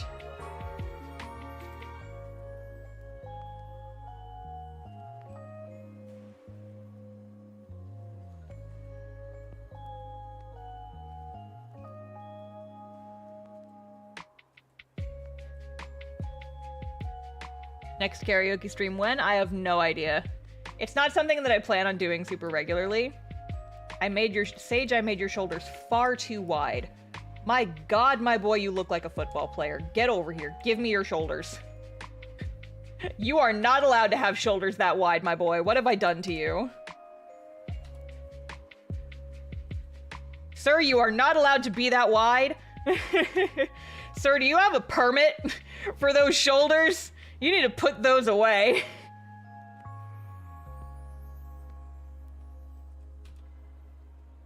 I am a professional artist and I can bully my characters whenever I want to. Okay, okay, glad we understand each other. It's all cute when she's bullying me, but watch out. I'm a professional bully. I bully people. I'm so rude and mean. Movie Mean Girls, that was my autobiography. It's a movie about me. It's because I'm perfect and I'm the best. I cannot say that seriously. I have to say that with a silly voice because I can't take myself seriously when I say shit like that. Just don't, it doesn't work. It doesn't work, gamers. Buff Sage. Yeah, Sage if he went to the gym and therapy. He went to therapy first and then he went to the gym to get jacked about his feelings. Oh boy.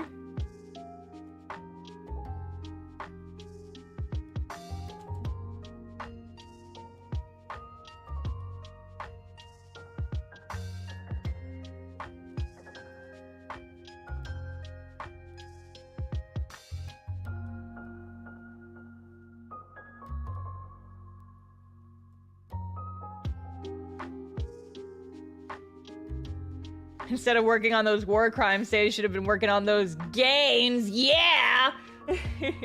Absolutely. Why do war crimes when you could just get jacked instead? I mean, the option is right there, right?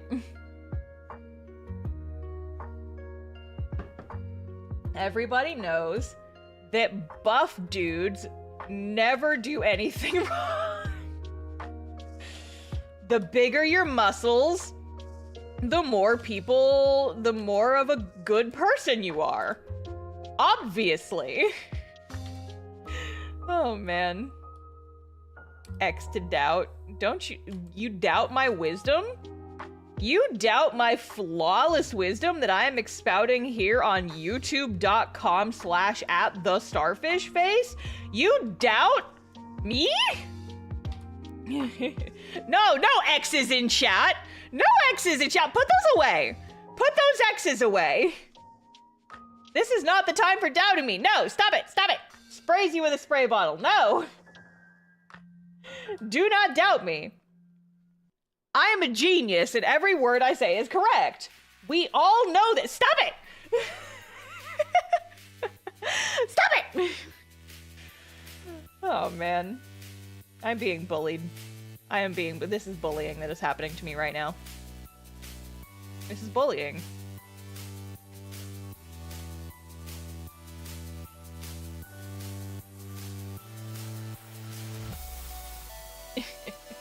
Bullying. Bullying is happening to me. I cannot believe this shit. Look at this little tiny guy. Look at this little tiny surprised guy.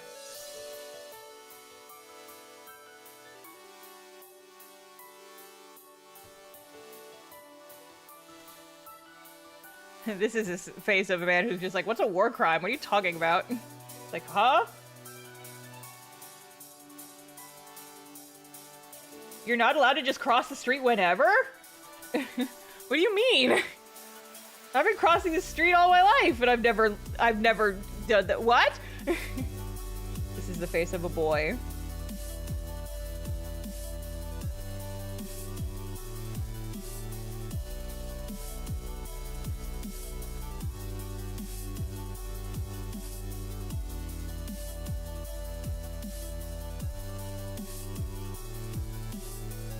I'm gonna be honest, you guys. I have been fighting the urge to bring up something for several minutes now. And I feel like I shouldn't because it might just spark discourse or whatever, but it's been making me grumpy and I feel like I want to talk about it. Is it spoilers? It's not. It's not spoilers. It's just,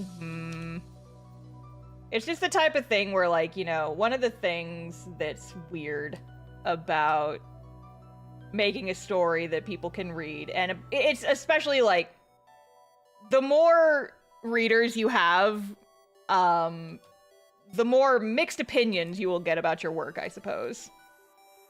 And, I don't know. I just, I'm not gonna say who, but someone sent me screenshots recently saying that, like, people in other servers that I'm not in were, like, saying that I was queer baiting with Nico Sage. And I'm not gonna lie, gang, it cheesed me off. It cheesed me off a lot. That bothered me for several days. Because it's just like, first of all, that's bold to accuse me of something like that when my entire fucking cast, when my entire cast is like, except for like 1 or 2 exceptions, is not straight. It is wild that people are accusing me of that. But also the fact that just like, most of my characters are ace or bi or pan or gay or what have you, and just but these two guys, if they don't want to kiss, then it's queer baiting because they've been talking to each other for like 12 whole pages. Imagine 2 people hanging out and being friends. Yeah, exactly. It drives me crazy. And I just want to put this out there. If you guys ship Nico Sage, you are allowed to do that, okay? You are perfectly allowed to do that. Like, I genuinely do not mind when people ship my characters, right? Like, with some notable exceptions, like if you still ship Vector and Ariana, I'm going to raise my eyebrows concernedly at you for reasons that I think are obvious. But like, it's heaven forbid 2 people can be, right? It's just like, maybe this is just the ace part of me. Maybe I'm just too ace for this shit. And I think I am, largely. But it's just like, it genuinely does bother me sometimes. It doesn't even have to be about my own characters. Like, the whole joke about people will ship 2 characters that haven't even interacted yet. It sometimes feels like people just jump on a bandwagon ship because they need to ship something. And it's just, it's just so weird, and I think it's just not a good mentality to have. It's like, if shipping characters is how you enjoy media, then do what you must, I suppose. But don't throw around accusations like that because your ship isn't canon. There is a difference between your ship not being canon and genuinely queerbaiting, and it bothers me a lot when people jump straight to the latter when I don't know, it's just, this has been bothering me for like several weeks at this point. And it kind of drives me crazy because, like, people can just talk. People can just be friends, and that's fine. And, like, I have left the door open in Castoff for a lot of different types of relationships, right? Romantic or otherwise, there are all kinds of relationships in this comic. Not all of them are going to be romantic, because I personally do not think that a story is made better by having romance in it. I'm not saying that there won't be romance in Castoff, but it's just like, humans can interact. People can have relationships with each other without them needing to be relationships. And it just bothers me a lot as a person who has very close friends. Like, I tell my friends I love them all the time. We're not gonna get married about it. They just mean a lot to me, and I love them. I love my friends. It doesn't have to be romantic, and it's just, I don't know. I've been spicy about this for days now. Days I've been spicy about this. And I was just like, at first I was just saying, like, I'm not even going to comment on it because I'm not going to dignify this with a response, right? But it's just, it's one of those things that genuinely does bother me. And I knew it was going to happen. People were jumping on the Nico Sage bandwagon before the two of them had even interacted. And it's like, as funny as that is, it's also scary. Because it's like, you shouldn't be doing that. You shouldn't be shipping these characters. You don't know anything about what their actual relationship is like. Don't just jump on a ship because two characters exist, you know? I don't get it. And why the heck would an LGBTQ person queer bait? Like, I don't know. It was such a fucked up argument. And I did not want to, like, even respond to it because I didn't want to bring it up, but it's just been, I've been chewing on it for several days, and I just... Especially because, like, I've made it clear in the comic that Sage is Aero Ace, and Nico is obviously, you know, like, still grieving a former relationship. Like, he's very much not over it. Like, that's what this whole chapter is about, is that his fiance is dead and he's real fucked up about it. Like, why do you think he would jump into a romantic relationship with somebody else right after his fucking fiance just, oh my god, I don't know. It just, I don't know. I didn't want it to bother me because it was so obviously a bad faith argument that I knew I shouldn't even, like, give thought space. But it did bother me. Like, it genuinely did. Because, like, romance is not going to be a big thing in Castoff, and I have made this abundantly clear, I think. I'm not saying that there will be no romance in the comic. There are characters who have romantic attachments to each other. I'm not going to tell you who, because that's spoilers. But, like, it's not the main focus. And not every character is going to end up in a romantic partnership at the end. When with Sage's sexuality. You know what? Now that I think about it, y'all haven't gotten to that page yet. But it will be very shortly. Give it like 2 more pages. I forgot that page isn't up for the public yet. The words Aero Ace are not mentioned in the story, but it will be very obvious by the end of the current scene of the comic that, yeah, Aero Ace confirmed. I've said it before. That's not spoilers. I have said it before. Like, I don't consider characters' sexuality spoilers.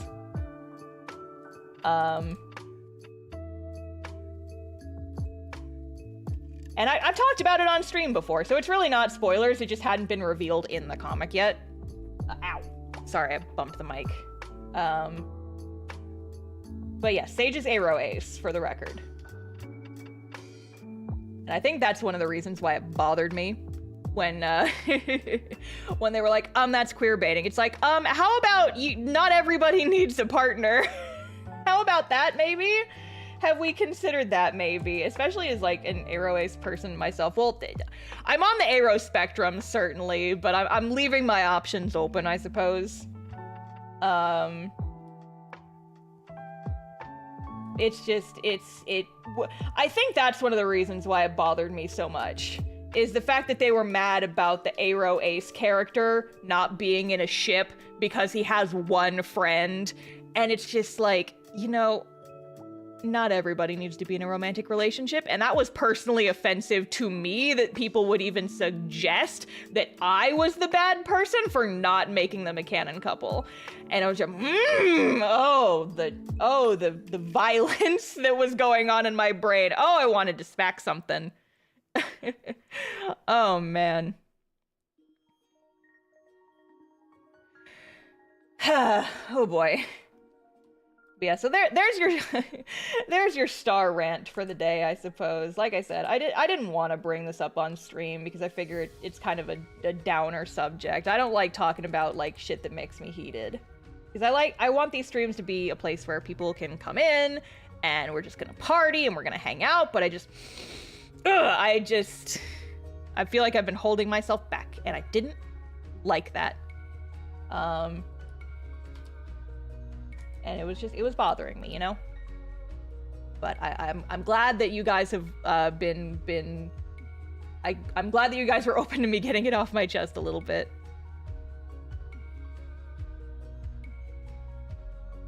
Yeah. I do find it a bit weird that some people make ships that go against canon sexualities. And I mean, I guess with the Nico Sage thing, like, we didn't know their sexualities coming into it. And I mean, I can't blame them. Like, I want to just be clear again. If you ship Nico Sage, that is fine. Like, write all the fanfics about the two of them that you want. I genuinely hope that you have so much fun with it. But please do not accuse me of queer baiting just because the ship isn't canon. Like, that is a bridge too far, I think. And it's personally offensive to me that this specific ship would be a target of queer baiting accusations because just because, like, as an demi-aromantic shrug person and ace person, like, it feels very aphobic that people would make those accusations about this character specifically. And I'm just like, oh my god.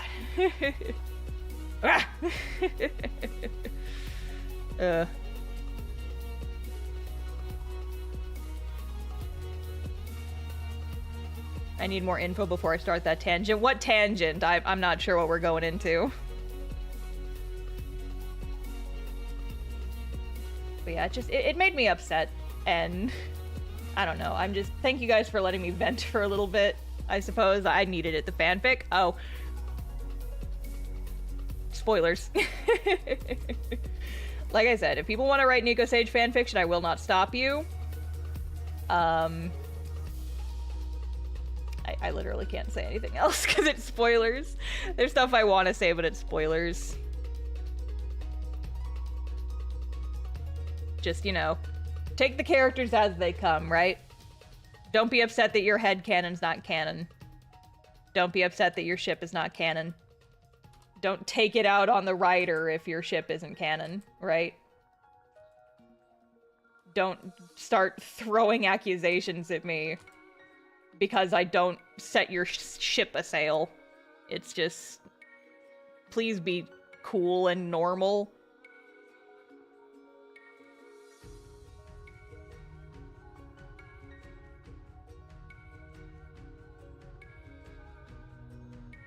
Really sucks that romance is the be-all end-all for queer rep, and that's coming from an ace person on the Aero spectrum who is in the relationship. Yeah. I remember that at the end of Critical Role Campaign 2, people were mad that Essek and Caleb never kissed on screen. And I'm just like, why is kissing the thing you need to confirm it? They explicitly confirmed it in the canon that those two were together. Why do you need them to smooch about it for it to be canon? Like, I don't know. Shipping culture pisses me off sometimes. It legitimately does. And it's like, I don't want to yuck anybody's yum, but like... there are different types of, there are all kinds of relationships, and I feel like traditional media has really forced people's idea that if the two characters don't make out at the end, they're not a real couple and the romance isn't valid, and that if a character doesn't end up in a romance at the end of the story, then it's not a good story, and it's, I don't know, it makes me sad and also pisses me off. It's a multi-pronged fork, right? Ugh.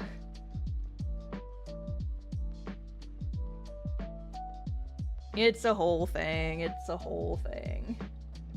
I don't know.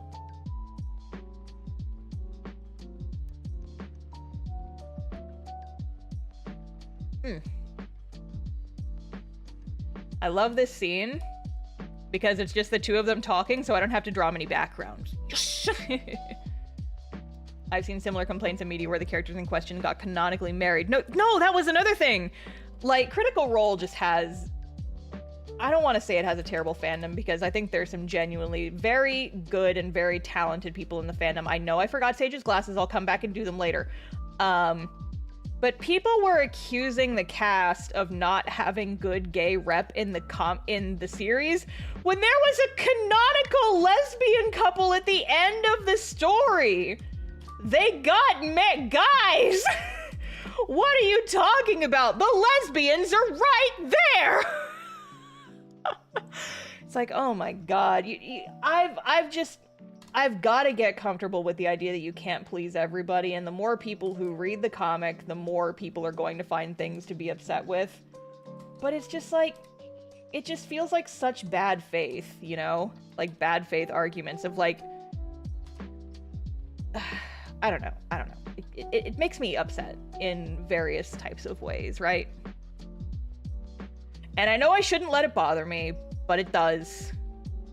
As a person who this story is very personal to me, and these characters are very personal to me, and the idea that someone would comment on my comic and say that I'm doing it wrong because it doesn't meet their standards is very hurtful. We'll put it that way. It is very upsetting to me that that is a concept that I just have to be okay with as a person who is creating stories and media that are going out to people. You know? They're making bad faith takes about your baby. It's a reasonable thing to be upset about. Yeah, I think it's a reasonable thing to be upset about. I'm not saying I'm being unreasonable here. It's just... I think it's frustrating that it's something I have to get used to because people are like that. When I would much prefer it if people could just be cool and nice and normal and be okay with things if the story does not match every single one of their headcanons, you know? Like, I do ship characters occasionally, but I'm never, like, I never get too gung-ho serious about it. Especially with stuff that I know is never gonna be canon.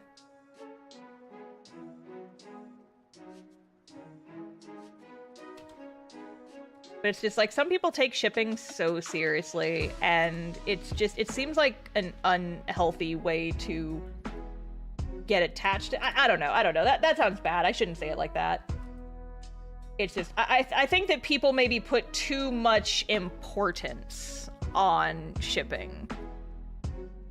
And I think it would benefit folks to maybe find other ways to engage in media occasionally. I don't know. People are gonna hear me say that and they're gonna think it's an attack on them, and that's the last thing I want to do. I don't want to get into shipping discourse. I say as I've been talking about shipping discourse for several minutes now, but I don't know. I just want to make stuff that people like and not get attacked for it. You know? some people make their ship / fandom their entire personality, I think is what you're going for. Yeah, it's like, it's okay to ship stuff, it's okay to like ships, it's okay to get attached to characters, it's okay to ship characters.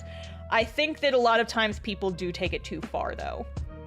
And I think this is one of those instances where it has been taken too far, and I'm not gonna lie, I got hurt about it.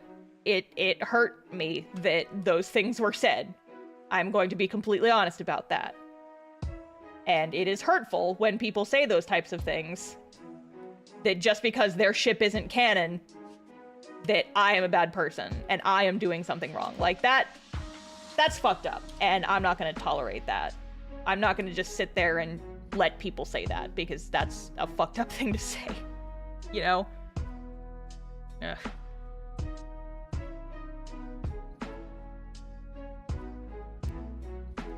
Getting emotional in hour 3 of the live stream. Let's go! Coping with humor. Okay. Oh boy. Oh boy. We are getting deep here in the live stream tonight, gamers. We are having feelings in the live stream tonight. I don't know. I don't know. I told myself, like I said, I told myself it wasn't gonna bring it up, but I don't know. It bothered me enough that I felt like it was worth talking about, at least on a stream, right? Because not everybody watches streams. But it's not something that I would have, like, gone on a rant about on Twitter or something. I mean, I ranted about it a bit on my private Twitter, but no one looks at my private Twitter except people that I like and trust and don't think are gonna spread screenshots, right? But yeah, I don't know. Jay, don't give me the squinty eyes. I know, okay? I know. I know. Listen. I'm in my feelings, okay? I'm sitting here in the live stream and sitting in my feelings. We're listening to nice music and we're talking about thoughts. Blah. My water.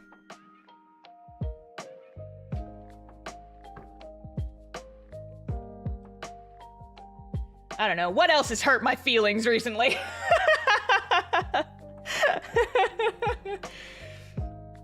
Welcome to the Airing Your Grievances Twitch, or welcome to the Airing Your Grievances chat. What else can we talk about that annoys us? Ah! Oh boy. I don't know. I'm sorry, you guys. I didn't mean to bring the mood down. I did not mean to bring the mood down. I think people should speak about their feelings more often, especially my cool friends. Oh, well.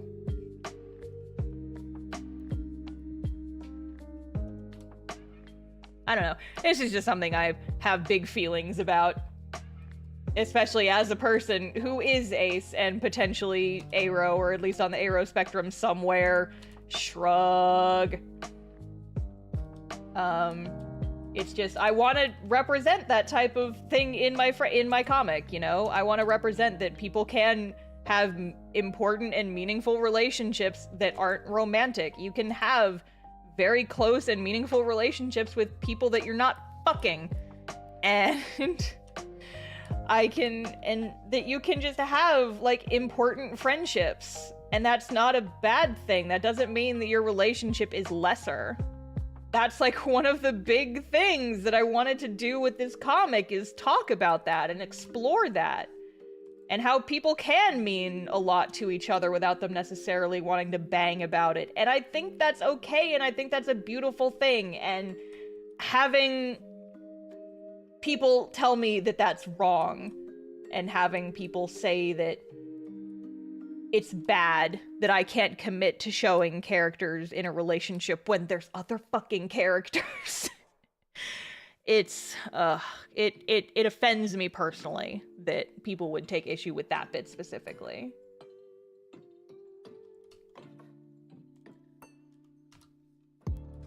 And it makes me very grumpy. you know.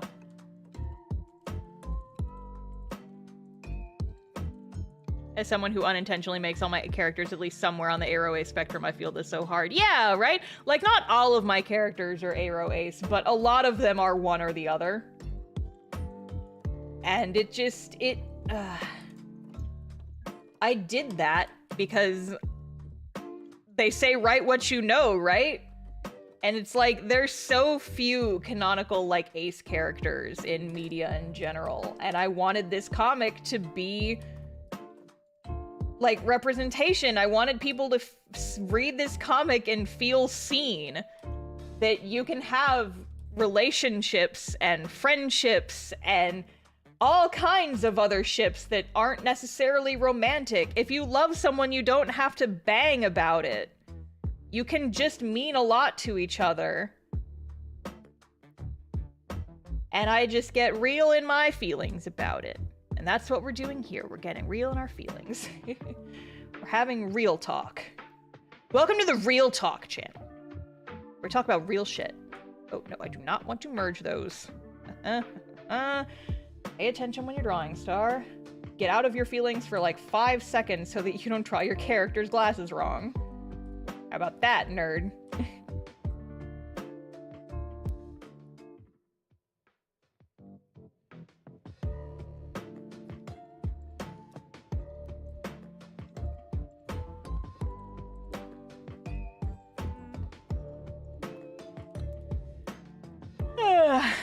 Hashtag real talk needs to be a command. I don't even know what that would do, though.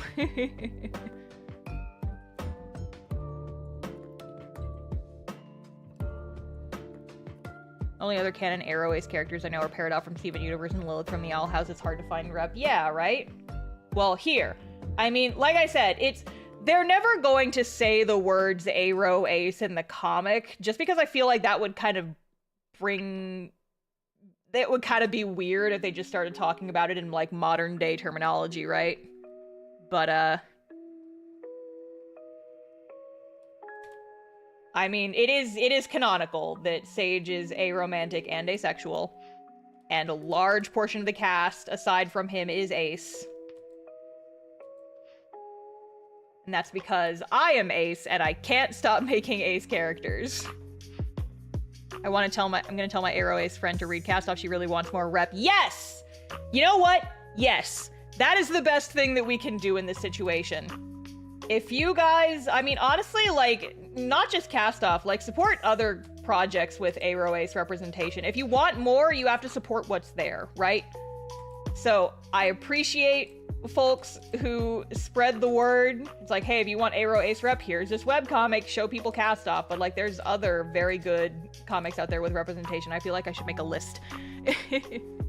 Let's take this opportunity, let's turn it into something good. If you guys know of any series, webcomics, games, movies, anime, TV shows, etc., that have Aro Ace characters, or just Aro or Ace characters, either or, put them in the chat. Drop them in the chat. Because some I might know, some I might not be familiar with. But we're going to use this as an opportunity to spread some love, you know? Yeah, like Lilith from the Owl House is one. Here, while you guys do that, I'm actually going to go take another bathroom break. I'll be right back. I've been drinking too much water. I'm far too hydrated. But you guys take this opportunity, talk amongst yourselves in chat, talk about series with Aro Ace representation, and I'll be right back.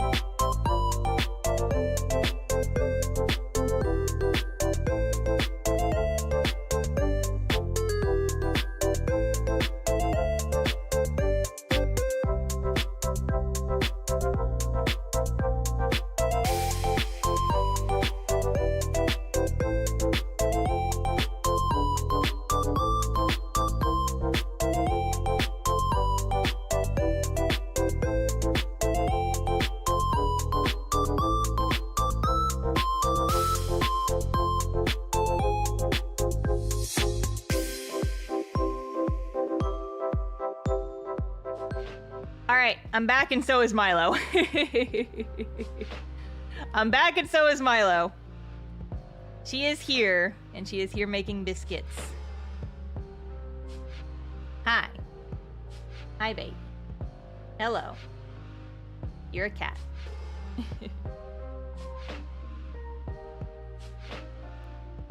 He's baby.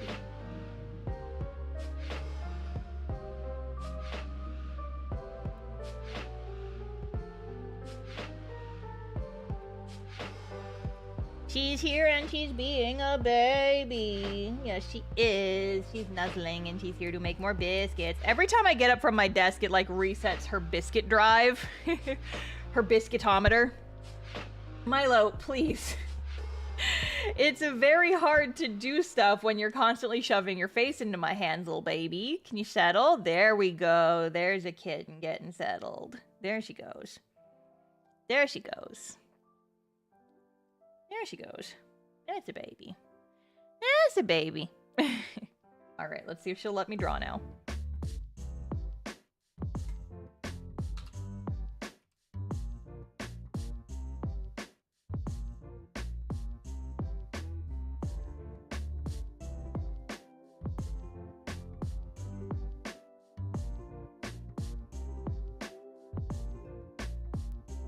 Nope, not convert to thingy. Rasterize.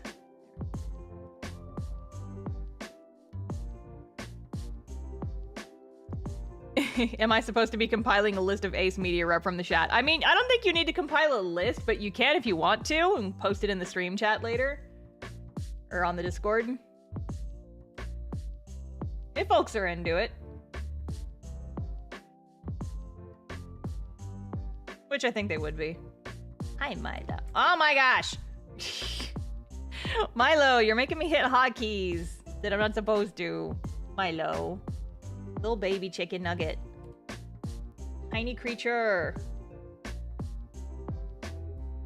She's just a baby. Hi! What are you doing? She keeps like shoving her face into my hands because she wants pets. But then she's just doing it. She is just a baby. Ugh.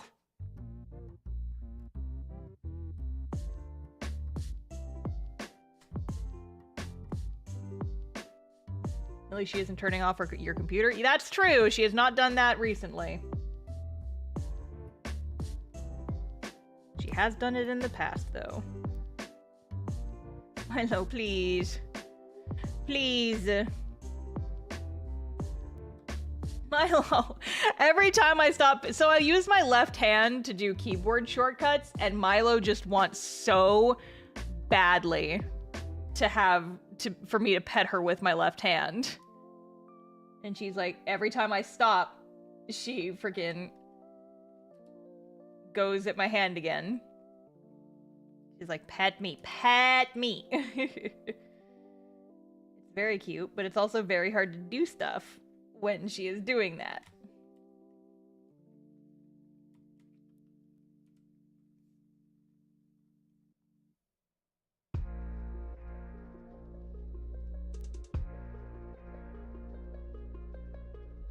Sisyphus drawing experience? God, true. Hi. Hi, baby.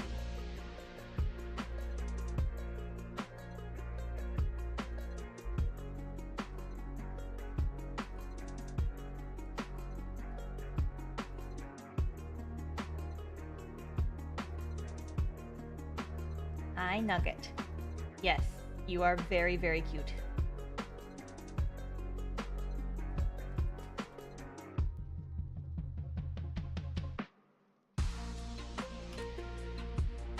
She's just being so baby chat.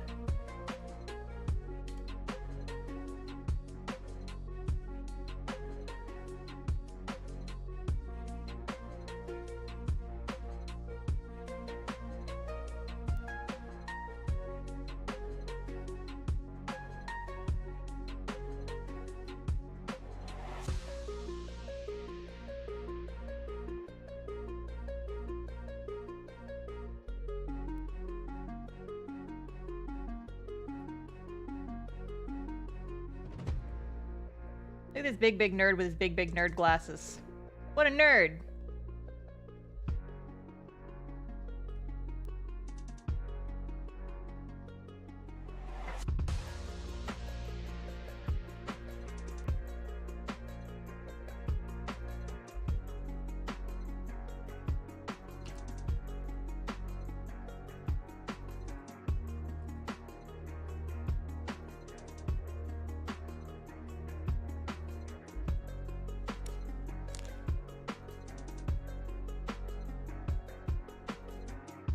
Alright.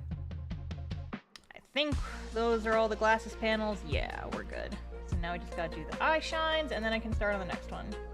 I'm kind of doing these pages in a weird way, because there's not a lot of backgrounds to do. And so I'm just kind of inking and coloring them in batches like this. But it just means it'll be really easy to finish these pages off stream.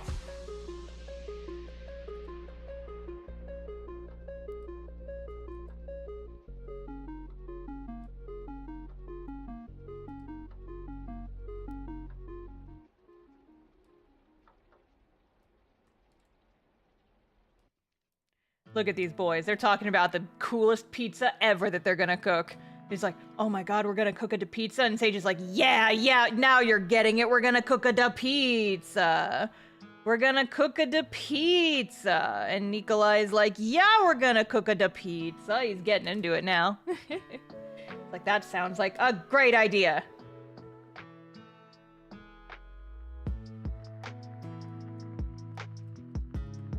Blessed be these pages with, like, no backgrounds. I'm breaking my own rules with this scene because there's not a lot of backgrounds, but to be fair, it's a scene with just, like, a lot of talking. And it kind of, like, the talking is the important part. Like, what they're talking about is the important part. And they're not really, like, moving around too much. They're just, you know, having a goddamn conversation. A goddamn conversation!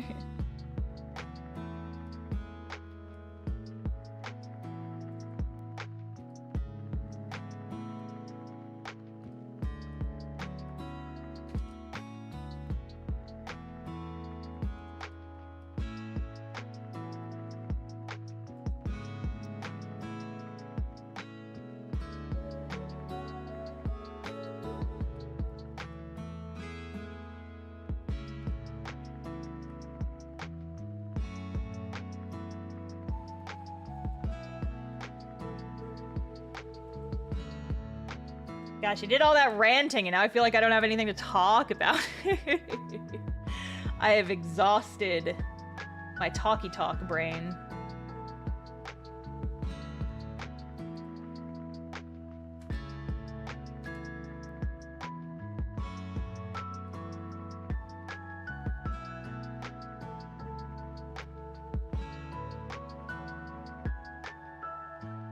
Let them cook. Oh, man. I almost want to open it up to a Q&A a little bit with the caveat of I will not answer anything that involves spoiling the comic. Because I've been doing those Q&A shorts and they've been performing decently well, right?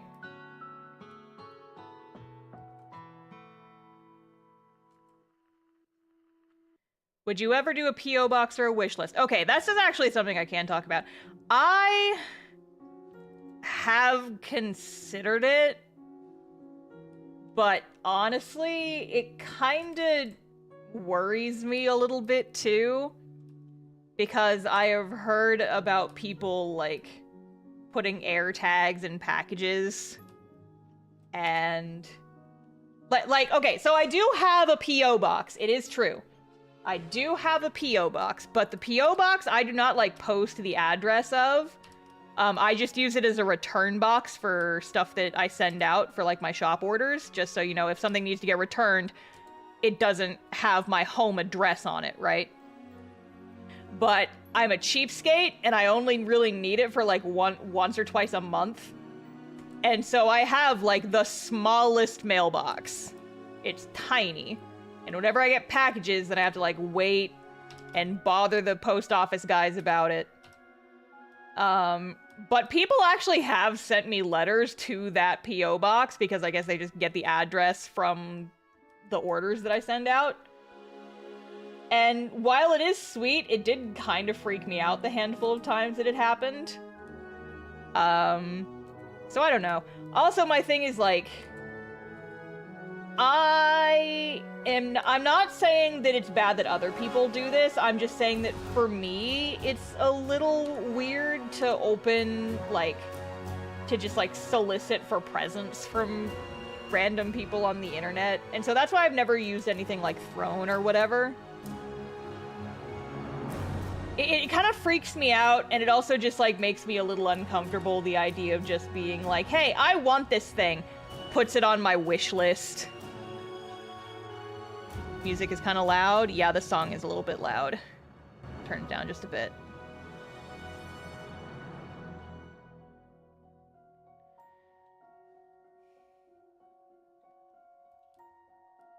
But yeah, it's something that I've thought about because I know a lot of my, like, streamer friends and other YouTuber friends do it. But I think it just... I think it weirds me out enough. Like, the parasocial aspect of it kind of weirds me out enough that I don't super want to.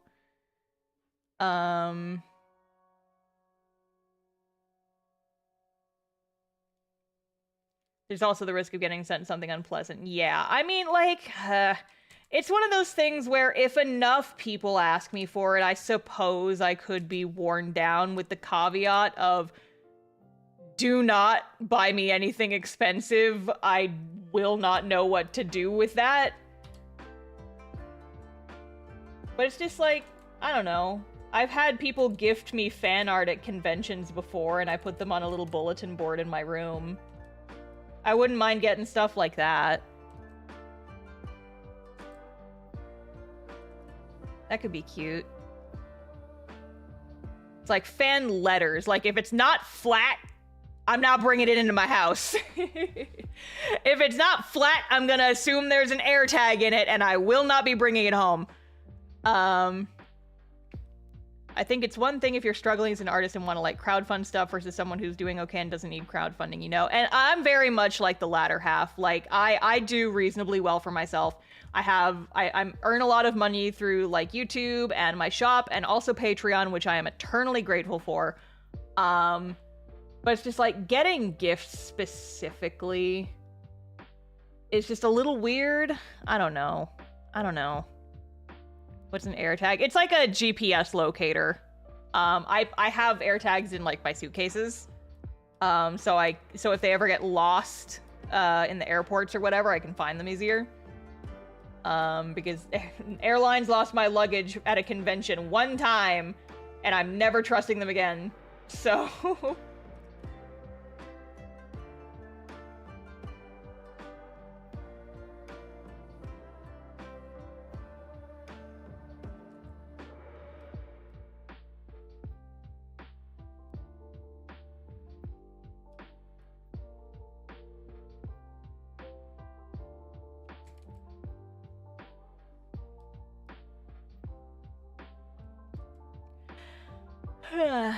But yeah, I don't know. It's something I have thought about, but it creeps me out enough, like, the potential harm that people could do with it.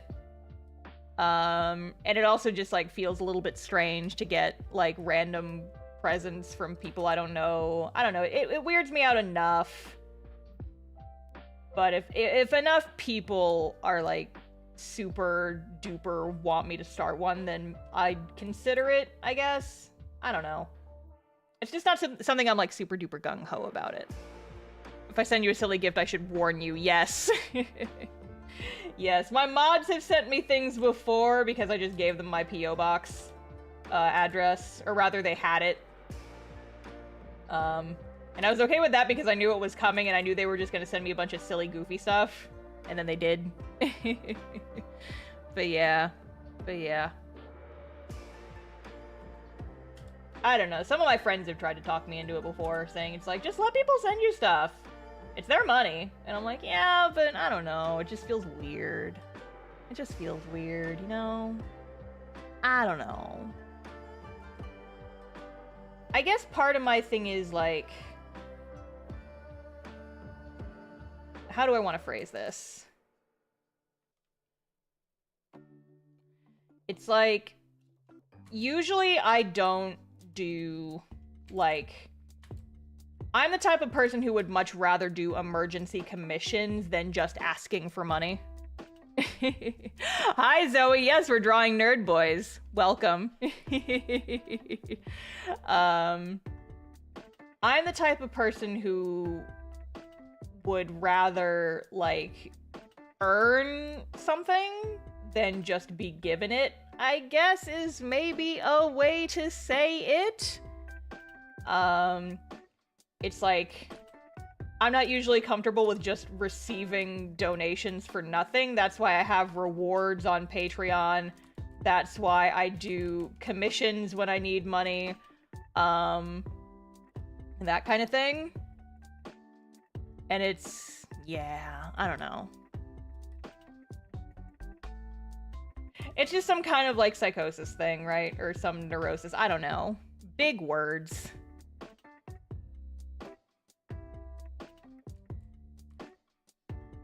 And also, it's just like, I don't even know what I would ask for, because usually when I want something, I just buy it for myself.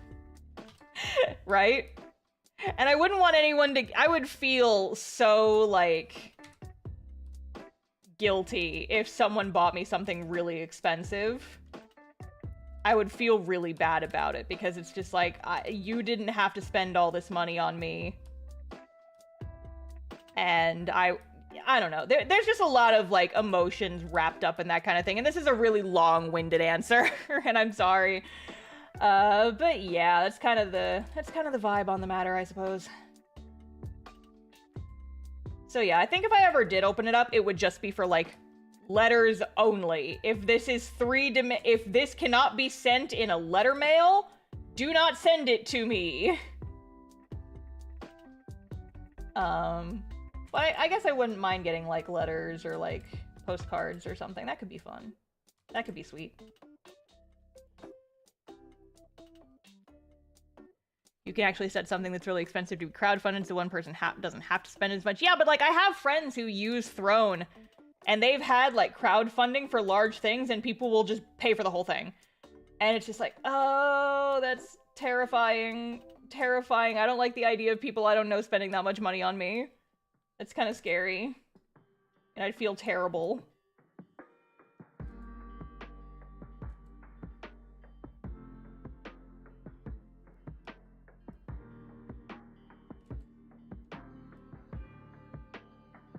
I don't know. I have a lot of feelings wrapped up in money. My friends say that it's trauma. But I don't know about that.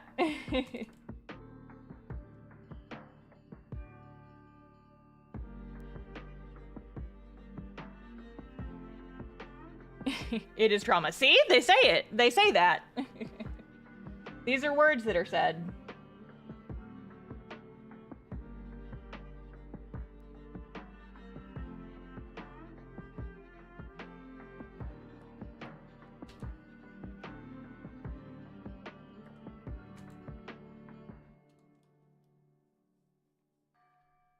Especially since sometimes people can take spending that much on someone as a sense of ownership. It's a bit of a hit or miss. Yeah!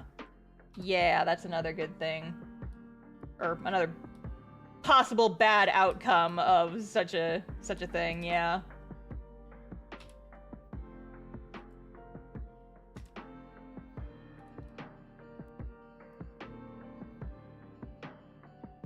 Because it's like, while I've never experienced it personally, I have had friends tell me about people who would spend a lot of money, like, on their tip jars or, like, donations or subs on Twitch, and then feel like they could dictate the type of stuff that that friend made.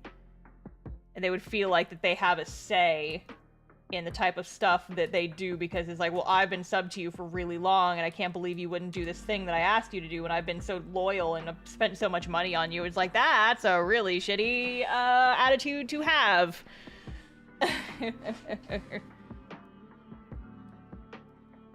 And I don't want to open the doors for that kind of thing, you know?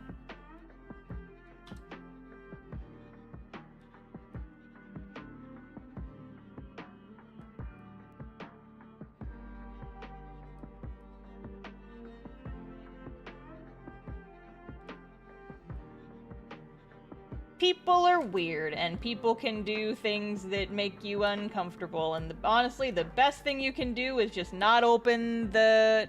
Not allow them the avenue to do such a thing. It's why I have anonymous asks turned off on Tumblr. It's why I keep my inbox closed to strangers on pretty much every social media platform that has an inbox. My rule for DMs, by the way, like, this is my rule for, like, all social media, is that if you're gonna be a weirdo to me, you are gonna do it where everyone can see you. It's why I keep my DMs closed on, like, Twitter, because I see so many people who get, like, weird DMs.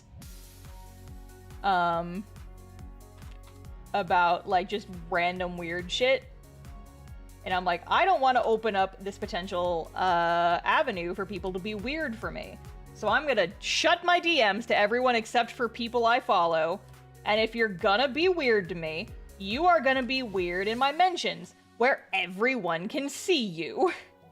And typically, people who do not have the veil of anonymity to hide behind, are a lot nicer.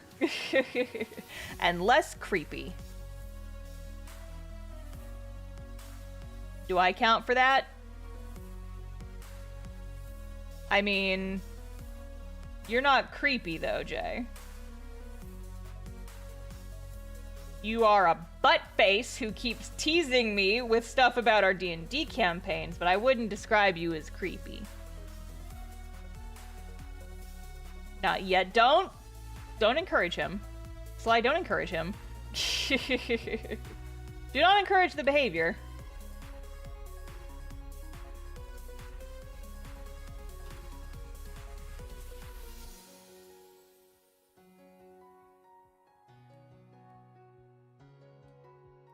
But yeah, I just think the general rule of thumb for existing on the internet is do not give people access to be creepy. It's like the best way to avoid people being creepy is to just not give them the avenue with which to do so. Right? It's like, I had anonymous asks on Tumblr turned on for a little bit, just because I know that sometimes it can be scary to just DM people if you don't know them. But I got enough rude asks from people who were obviously just emboldened by the anonymity that I was like, yeah, I'm turning this off. You guys lost the privileges. You all have lost your anonymity privileges, and I am taking them away.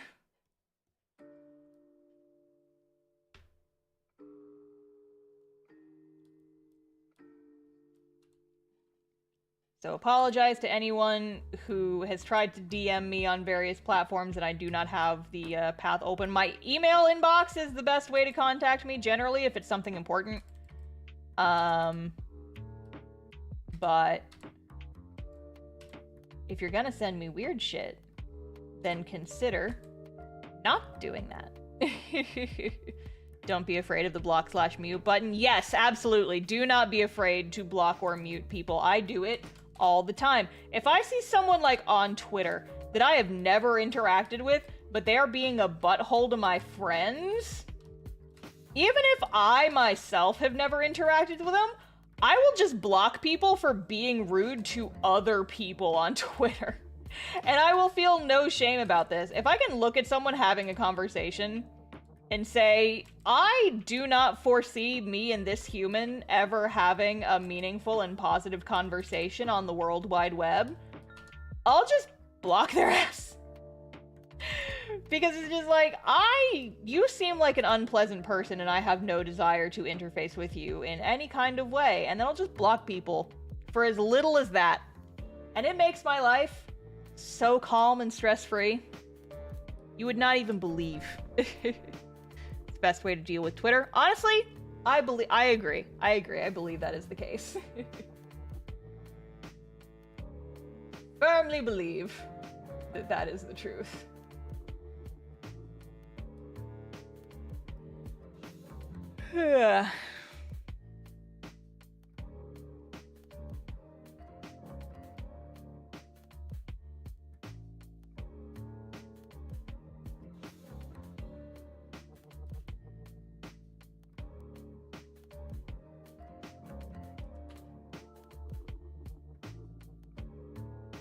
I got into a fight with somebody on Twitter exactly one time. And it was such a miserable experience that I'm like, I'm never doing this again. And that is why I do not talk to people on Twitter generally. Taking the social out of your social media. Oh boy. Ouch. My neck just popped.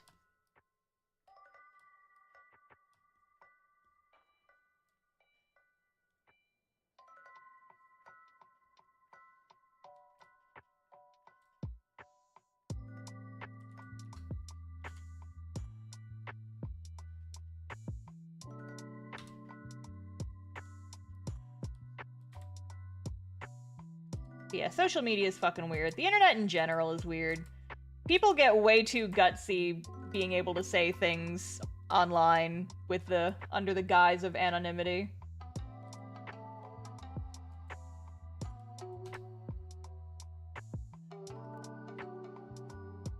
And the best thing you can do for your own mental health is to just take that away as much as possible. You don't want to see people just being completely unhinged weirdo freaks in your inbox. Don't let them into your inbox. The problem is that you do, unfortunately, like, kind of block out people who would otherwise be, like, super chill and nice, but, I mean, there's other ways to get in contact, right?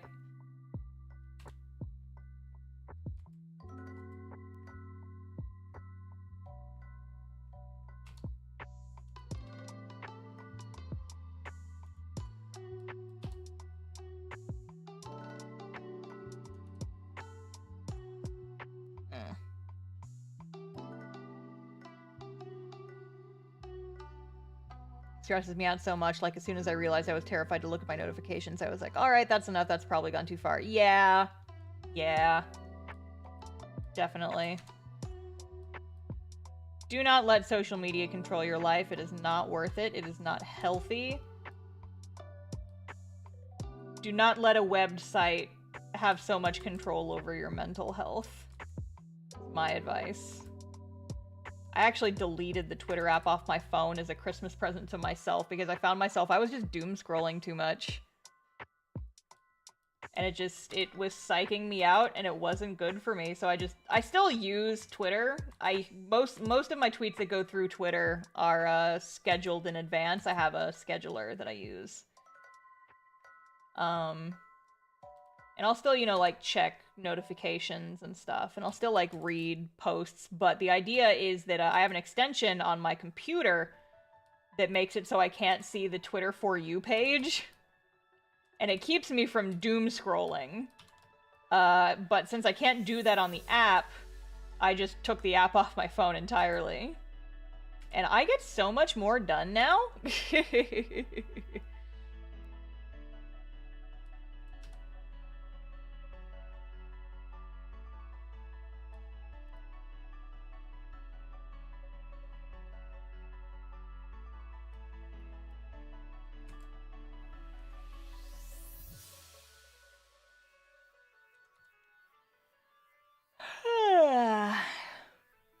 I admire your productivity a lot. What's your typical daily/weekly work routine, if you don't mind me asking? I've made a video, like a short, about my weekly routine.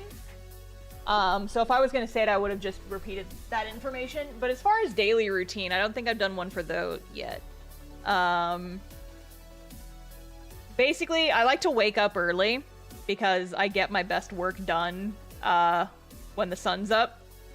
I like to wake up and jump straight to work, essentially. Because it just feels better for my brain when I wake up and just, like, hop straight to work. I'll usually, like, I'll eat, like, breakfast and I'll scroll a little bit. I'll check social media, which is way easier now that I'm not on Twitter so much. But usually I'll work a few hours in the morning, and then I usually take a break and a nap around, like, 1 or 2 o'clock.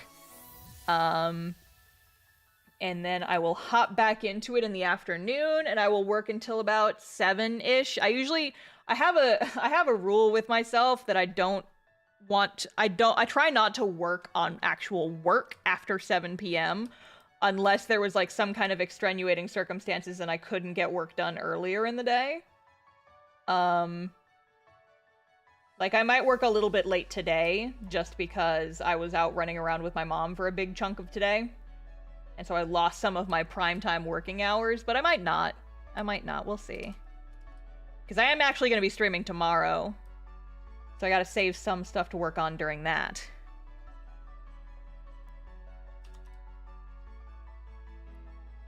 But honestly, streaming has also been helping me with productivity. Whoa, Nico, your eyes are not correct.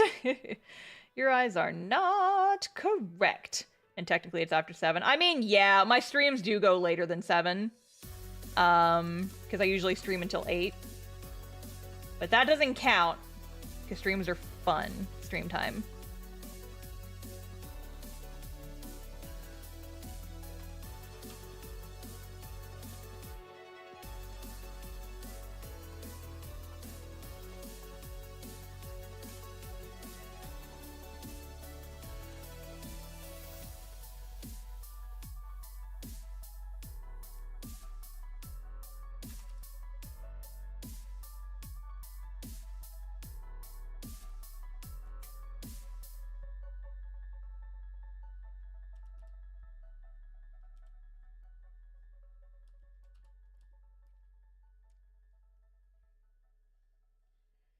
Still feel like this eye doesn't look right.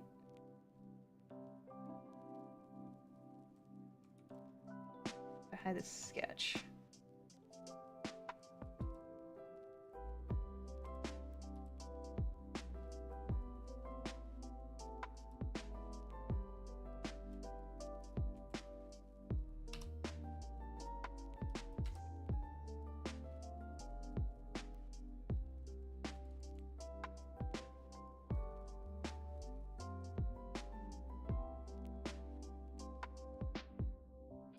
VTuber model is very cute. Thank you. I appreciate it. Sorry, I got a little quiet there. I was trying to focus on like getting these eyes to look right. A lot of these pages were sketched really fast. Because I did sketch these on my friend's couch when I went to visit them. And I was like, I still should probably get some work done, even though I am supposed to be on vacation. And so... oh boy.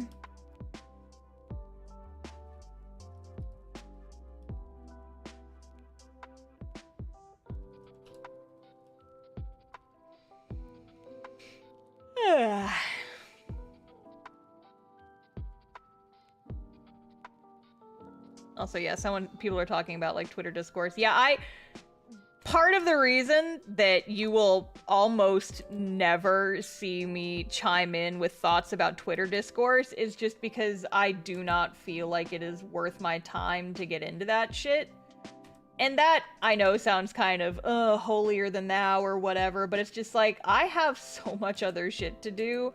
I do not want to invite petty arguments on the internet into my life because, I mean, genuinely, I have better shit to do. And no amount of hot takes, no hot take, I think, is good enough to risk my own personal sanity. Now, there are a couple of exceptions to this. I have had spicy takes on the internet before, and it's been specifically about, like, art-related stuff that people were saying in response to one of my own tweets. But I don't, like, quote retweet the nonsense discourse of the day to comment on it. It's like, I usually just, you know, like, I'll have my thoughts, and I will keep them to myself, thank you. It's like, yes, I do have thoughts about the situation. I do not feel especially prudent to share them, so I will just keep them in my pocket and live peacefully. That is what I do. How often do we care about what Joe Schmo said on Twitter? Not often, frankly. Not often. Now, I will admit sometimes the discourse is fun to read. But more often than not, I just wait a couple of days and then I watch the drama YouTubers talk about it. I have a little bit of a guilty pleasure for, like, YouTube drama videos, I'm not gonna lie. It's like, a lot of it is just like so, it's just so doesn't matter that I feel like it's fun. It's like, it's so inconsequential. It's like, can you believe that so-and-so had this take on Twitter? I'm like, I don't actually care, but I'm eating cereal. So tell me about that, I guess. That's how I approach a lot of discourse, is like, I don't actually care, but tell me about that because I enjoy an interesting story.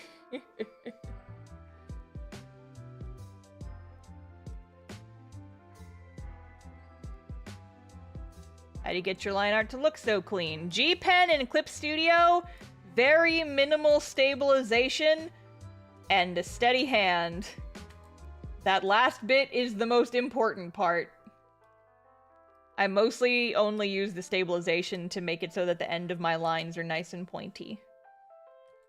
I don't actually need it to keep my lines smooth most of the time. I'll crank it up really high if I'm like drawing some kind of big sweeping arc that really needs to be a certain shape.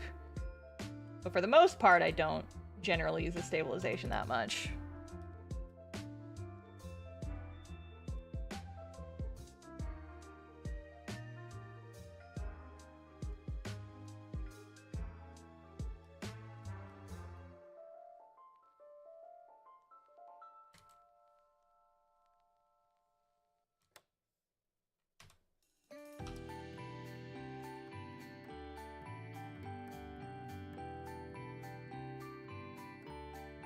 I know his eyes are a little uneven here.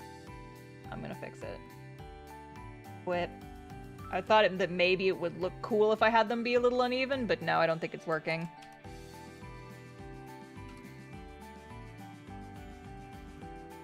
You keep the pen size the same for the whole character. No, I kind of like, I freely make it bigger or smaller just as I go. It's why it kind of weirds me out whenever people ask me like, what size brush do you use?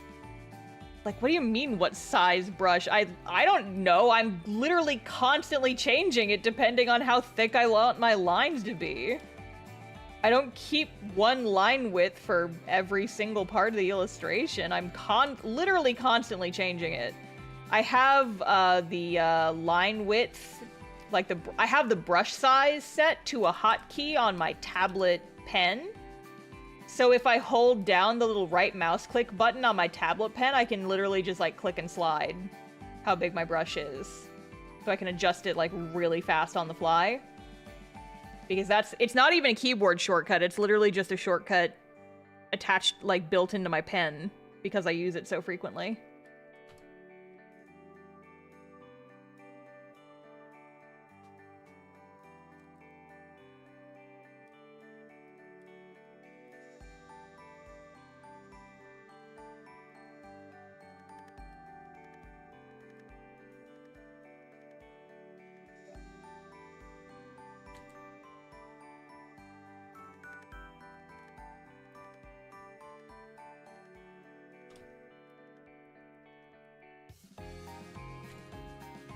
Cannot forget the boys' freckles. I feel like I've forgotten them on every panel so far, but I will go back and add them later. The freckles and the glasses I either forget or I just come back to them later. Size also differs depending on how big the canvas is. Yeah, exactly. Exactly. A lot of times people who ask that just don't really understand the concept of utilizing differing line weights, which is interesting. Yeah, it's really weird. It's weird. Jared, thank you for the gifted memberships. Let's go. Thank you for the 10 gifted memberships. I appreciate it. Let's go. Thank you so much. If you were gifted a membership, make sure to say thank you. Can we get some hearts in the chat for the gifted member? He's at it again. Right?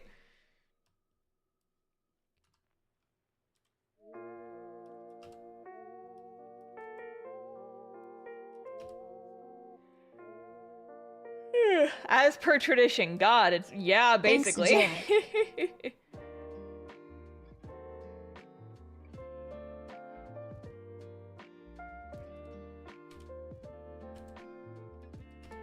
What does a membership do? It gets you early access to my videos, and it lets you have emotes in the stream chat. And I also have a couple of members-only videos that you can watch if you have a membership.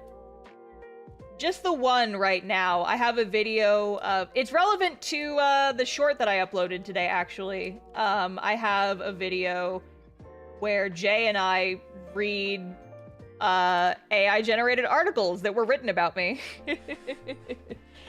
I like making people happy. Well, you're succeeding every time. My goodness. Thank you so much. Always with the gift memberships. Goodness, goodness.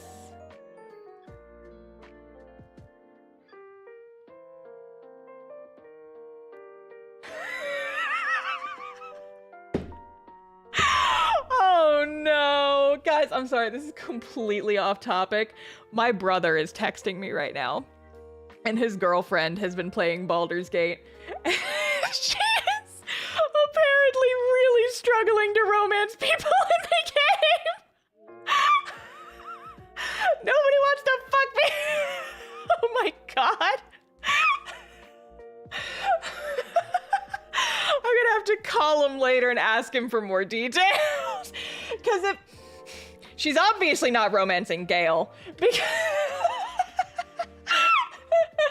Because if she was romancing Gale, she would have bed that man already. That man is so easy to get into bed.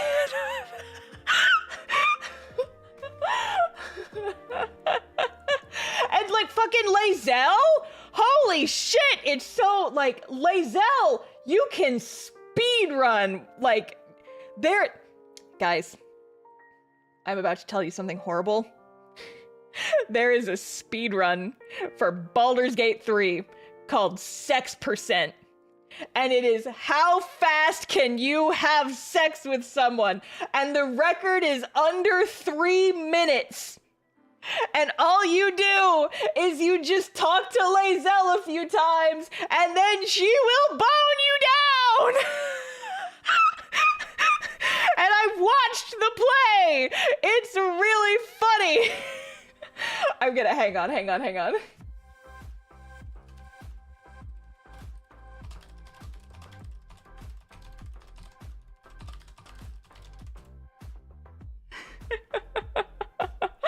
Oh my goodness.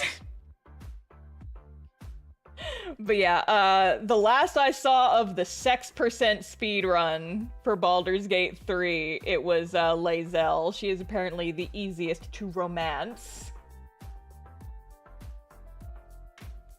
Hang on, I'm gonna text him. It's like...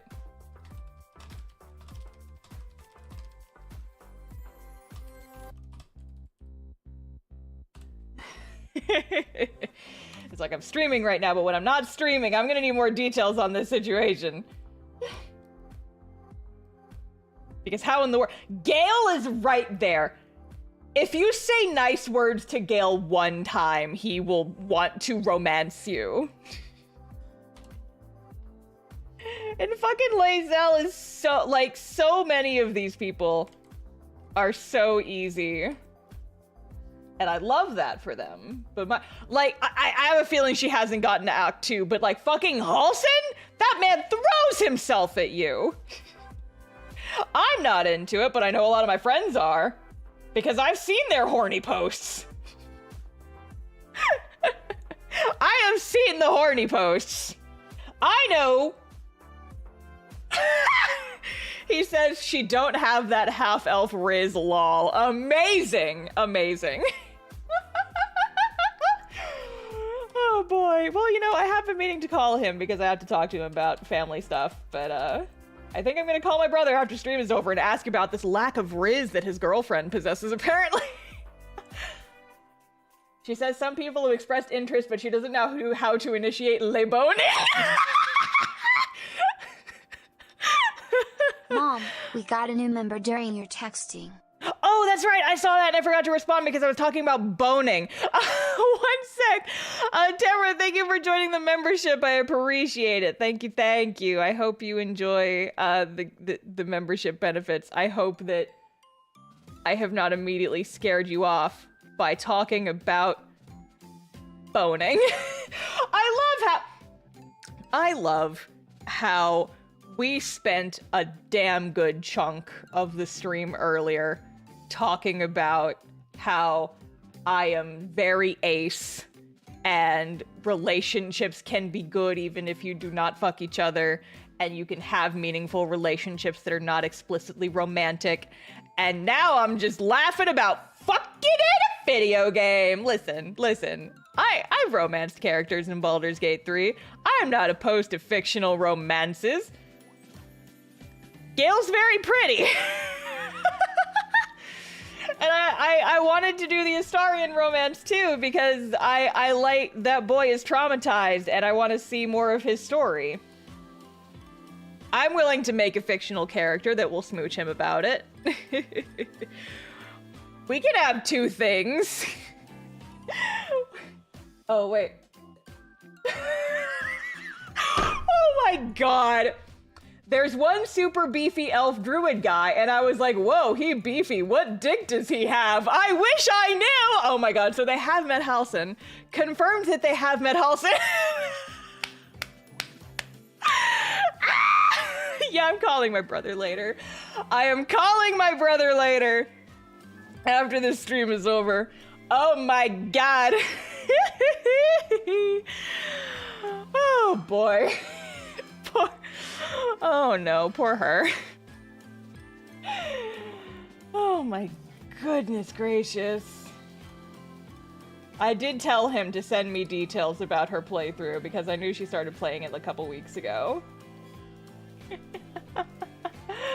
Oh boy.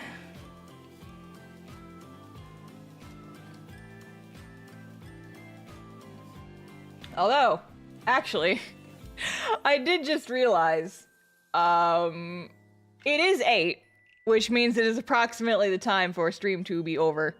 And I have a brother to call, apparently. Oh boy. Alright, so I'm not quite done inking this page, but it's fine. I can leave a little bit for next time. I might finish inking this off stream, we'll see. But anyway, it is 8. My voice hurts. I'm tired. And I'm gonna be streaming tomorrow. So I will see you guys tomorrow morning, possibly. Or if not, I will see you guys on Wednesday. But yes, thank you guys for joining me.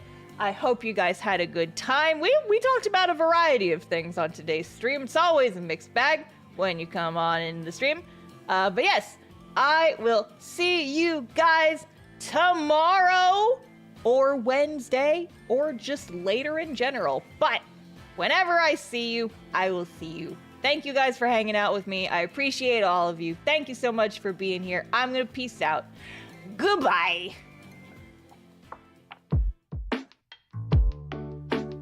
Gotta go text my brother about some wizard dick, apparently.